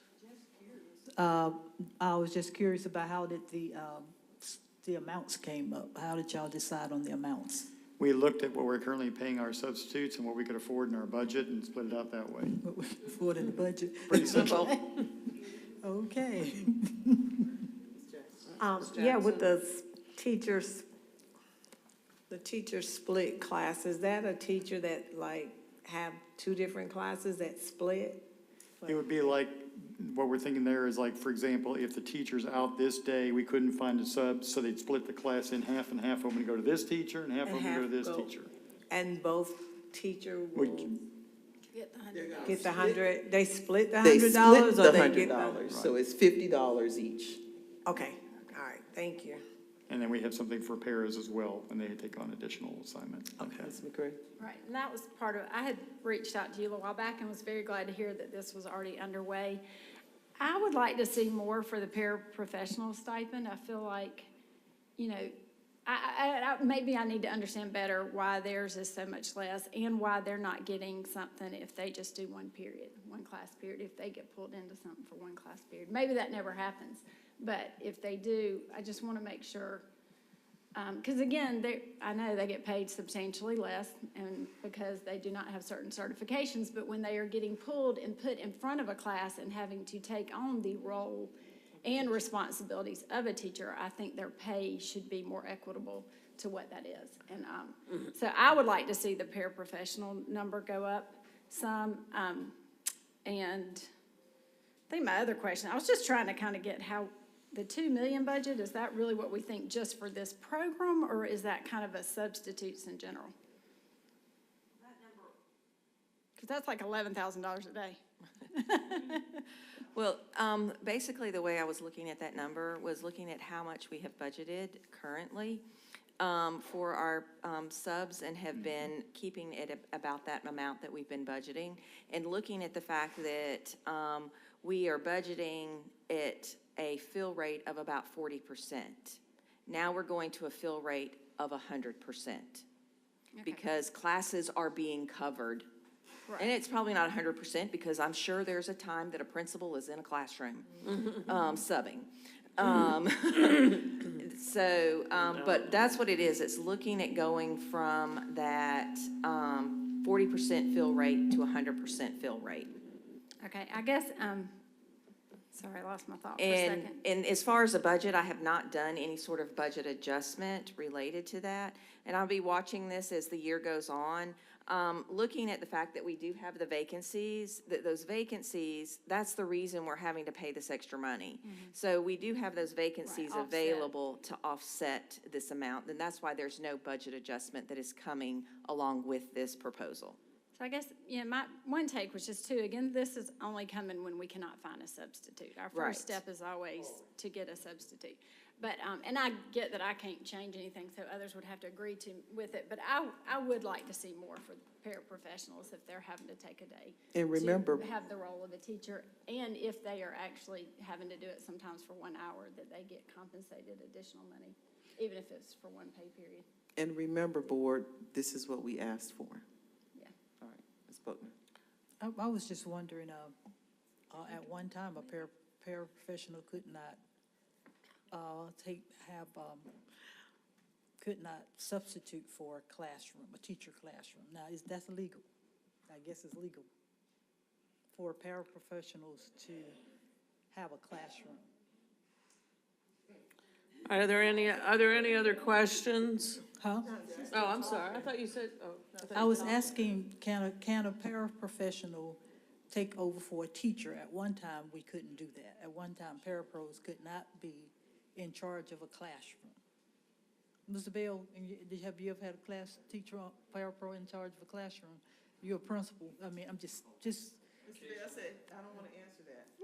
Dr. Lewis, you gotta. Okay, so I just want to know if it's legal then, and then we can do that later. I'm not aware of that Okay, at all. I really okay, am now not. we, We bring in people to substitute who don't have the same qualifications as some of our parents, so I'm not aware of that. okay, I was just saying, that was when I was, I was there for like 42 years, so parapros could not be even,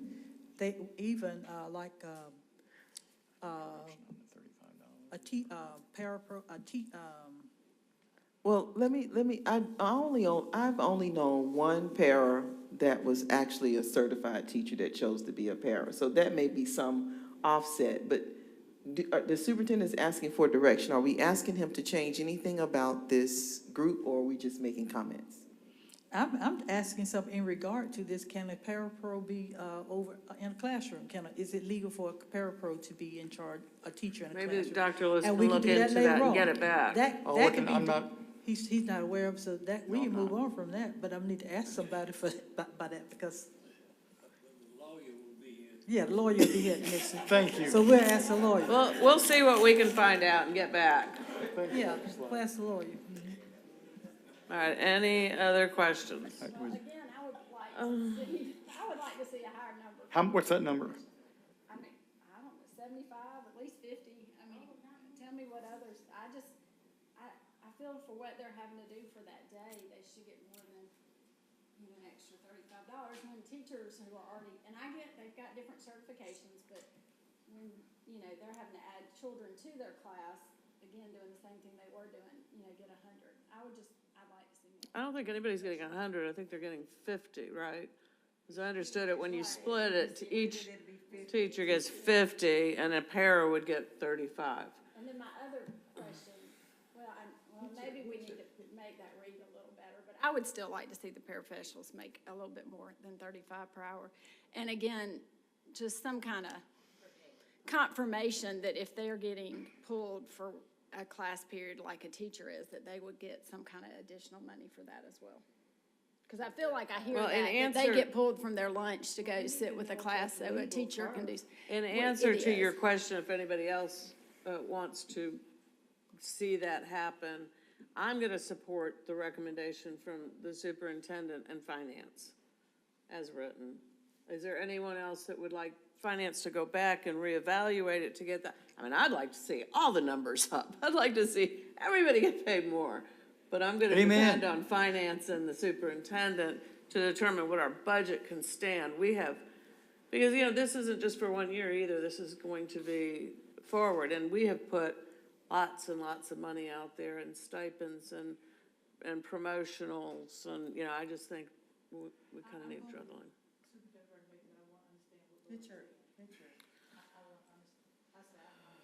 Understand Kathy, and I'm probably going with the superintendent's but I want to understand what Lori is saying. Now, the parapros is at work, and the parapro is in her class, is in the teacher's classroom. And then she's pulled from her classroom, from the teacher's classroom to cover. So, how much does a parapro make per day? Per day first, because see, she's pulling, and Laura's concern is that it's a whole day. So I'm just trying to see how much they make a day. The recommendation has, you need outside the recommendation. But yeah, I want to see how much the parapro Okay. makes a day, because to see if it's more than 35, to see if it's reasonable for the parapro to make more money. That's what I'm trying to see, if it's, if I think. Let Ms. Bloodworth. It's just under, they range from about $90 a day to $105 a day. I mean, there's obviously a range of them. Is that based, because I thought they get paid on a 7.5 hour day, right? Mm-hmm. Okay. Okay, so this $35 is beyond that daily rate, right? Correct. Right, it's going to be on top of that. It's going to be on top of So it. it's getting a little, I mean, it's actually putting them just slightly above what a normal substitute would make. It's about a 30% boost in that day's pay. Okay. Well, maybe more, All right. my concern would be remedied if we could add at least something where if they have to do it for a period or an hour, they get something like a teacher gets. Because I do think that's happening. And right now, they're not going to get any additional pay unless they do it for a whole day. And they are getting pulled in to cover things for short term. If they pull a parapro, they get to cover for an hour, will the parapro get paid for that hour? Not the way this is written. I'm just, No, not the way it's written. It'll have to be written better if that is including, because right now it just says per day, and on these other people, it does mention per period, school period. So you just probably need to get back together. I guess my desire would be, in light of, we're talking about secondary schools primarily, you're looking at this. And I really would, the encouragement here was to try and induce a certified teacher to be in the classroom, hopefully, rather than someone who's not certified in the area. I think the principal will still make that decision, but if the principal only has a parapro to pull in there, I do think that they should get money for that extra responsibility that they're taking on for that hour or two or whatever it is. I can see that for consistency, consistent with the other part of your recommendation. I'm just trying to think, making sure If we a can track parapro this, get because pulled that's for the an next hour. thing, we've got to track all this. what? Because I know that happens more times than most. I mean, it happens a lot. And so if I'm just trying to put myself in the principal's spot. If I have to think about that each time before I move someone, any emergency, somebody gets sick, have to go home and things of that nature, I can see that being a little cumbersome, having to track it and keep up with it. So, and then I can also see us not being able to project the budget for it because we don't know how many times the principal is And going I'll to just say we built this very conservatively because we want to make sure we can handle this going forward, because whatever we set in place now would be hard. You can always go more. You can't, it's be difficult to do less. So we're trying to be conservative in what we know is our budget amount that we do know we have available to us. And to your point about the pairs, if it's, I just don't know. I respect them all. I love them all. I'm just trying to figure out how I can make that and track it appropriately. And then we can always add to it. But teachers is a whole lot different than a para every period. Is it all day, or do they get paid if they're in there a couple of hours? Right now, it's That's reading, where I'm confused. right at. now, it's reading if they cover the entire day, not if they go and cover for a period. That's But what then it's aren't reading. you gonna have paras that get pulled in for half a period because they're I mean, I don't know how you wanna table this, Lori, or board? I do not want to this table and- it. I just, I wanted No, to I be able don't to want- go into effect, I mean, 'cause Right. we're starting the school. I think year. this is a good place to start. I think that we can come back and look at it in a year and massage it and say, you know, we think it would be better to do this or that, but I do think this is a good place to get to go. I don't mind starting, but I do want us to be mindful, if you see that this is actually a thing with the paras having to cover an hour or Yeah, two, yeah. that you will come back and Yeah, address we'll it. keep an eye on it. Okay, And we can Okay. always go up, right? correct. We can always change it. Okay. You know, we can always change it, but I think that what we're trying to, we're trying to plant our flag on showing respect for our professionals, whether they're teachers or parapros, and saying, we acknowledge that sometimes you're asked to do a little more. And this is a good place to start, and I would suggest that we come back and look at how it's been received and how How much it's it's working. cost us, and where we might be able to change for some more fairness. Okay, so that moves us to purchase exception A and B, 9.02. I just want Dr. Lewis to answer this question because somebody called me, and so I won't have to tell them myself. So what about professionals like counselors, when they cover a class for an hour, do they get paid? No. Okay. And that's counselors? This is just for teachers and parapros at this point. Okay, thanks. Correct. All right. Anything else on that item? Anything? Going once? Going twice? Okay. Item 9.02, purchase exception A and B. These are items that fall under your textbooks, films, tapes, newspapers, et cetera, reference materials. There are 7 items. Are there any questions? Seeing none, that takes us to 9.03, purchase exception C for maintenance. You have 2 items before you. One is for the Chattahoochee Valley Libraries, the other is for school nutrition. Any question on either one of those? Seeing none, that moves us to your standard exception F, invitation to bid, RFP, which is under 9.04. You have 2 items. One is for pavement, one is for floor covering. These are the items that we get from the state bid list. Any questions? All right. Okay, I guess that maybe answers my question, because it read like we weren't taking bids for this. No, these have already been bid at the state level or federal level, but more likely the state level. It's already been competitively bid, and then they're on a list. Okay. That takes us to 9.05, purchase exception G for professional services. You have, excuse me, you have 10 items before you for various items. I mean, from athletic travel to health services to behavioral health. These are your professional services that we don't generally bid out. We go with qualified. Any questions? On item number 7, Dr. Lewis, can you send back in the email or somewhere exactly what professional development services means for that consulting? Number 7 on item 9.05, yeah. 05. Go up to the top, it's number 7. Oh, I see. Thanks, appreciate it.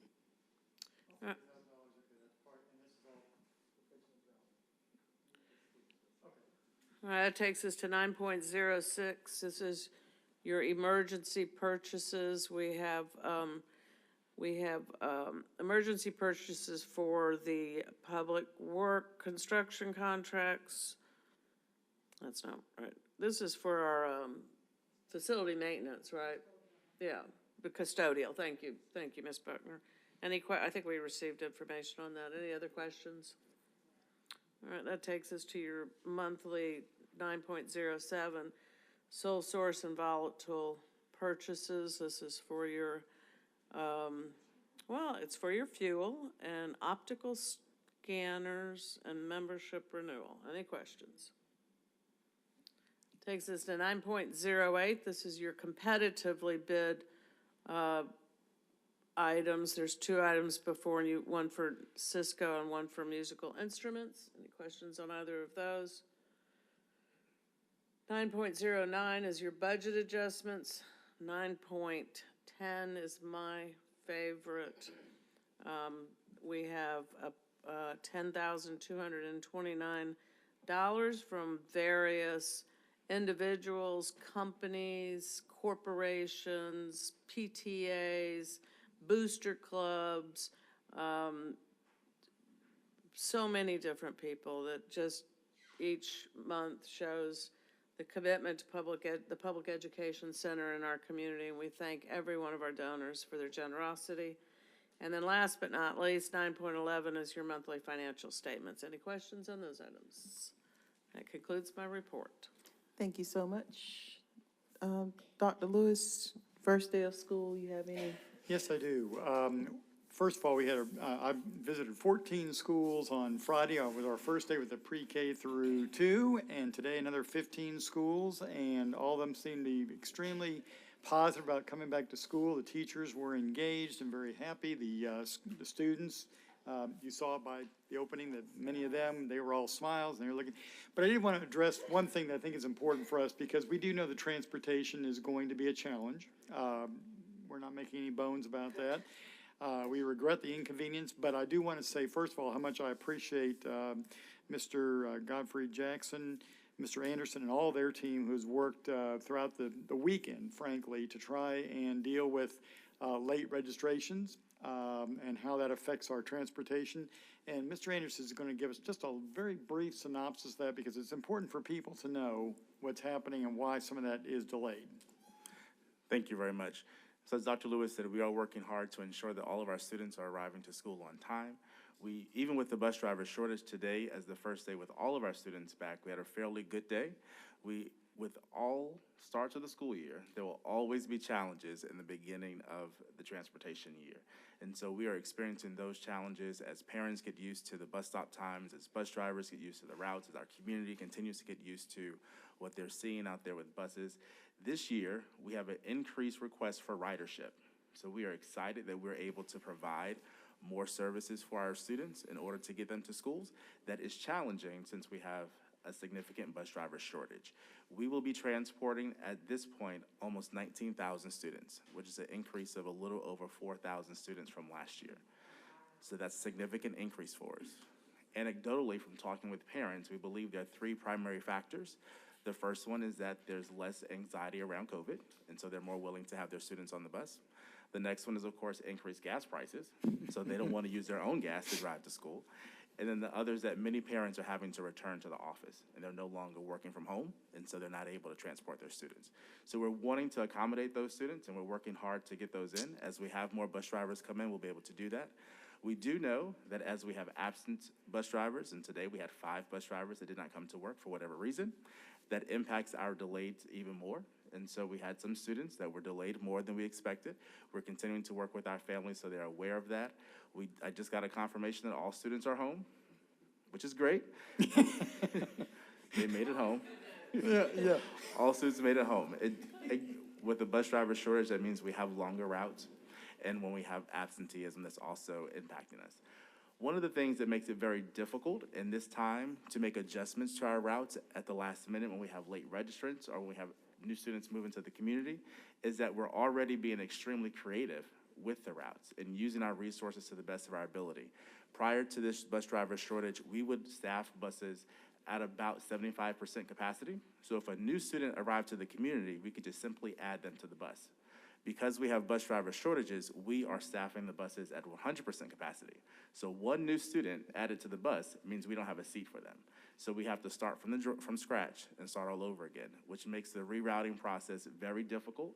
And a new student, since we have lots of magnet programs and ESOL programs and different programs to support our students across the district, a new student in the north could impact the student in the south because of how we have to route them. So it's very difficult. I want to thank our routers for doing a phenomenal job and trying to figure this all out. They worked over the weekend to add in a lot of new registrants. And so we'll continue to do that. We'll continue to update that information. And we ask that you continue to bear with us and be patient as we get the students to school safely, as that is a top priority. Thank you. I just want to just say that the communication, ramping that up really, really made the difference to have that continuous, annoying communication. And I mean that in a good way. It's a necessary annoying, you know, in order for people for it to sink in and be prepared. But one quick point I do need to make for all parents. From a standpoint of safety, we need to make sure students that are riding the bus know how important it is for them to behave properly. Because when they don't, it may result in them not being able, because riding a bus is a privilege, it's not a right. But when they get put off the bus, that for some kids, that means it's like a suspension from school. So I do want to encourage parents, please discuss with your children who ride the bus the importance of respecting the driver, as well as maintaining its safety for everyone. Because at the end of the day, we've got to make sure that all children understand that they've got to respect the driver. And if they don't, then they might have to resort to providing their own transportation, which for some creates an even bigger hardship, and we don't want that to happen, which all affects the performance in the school. Thank you. All right, everybody's ready to go now. Person's in the lab. We're adjourned. Have a good evening.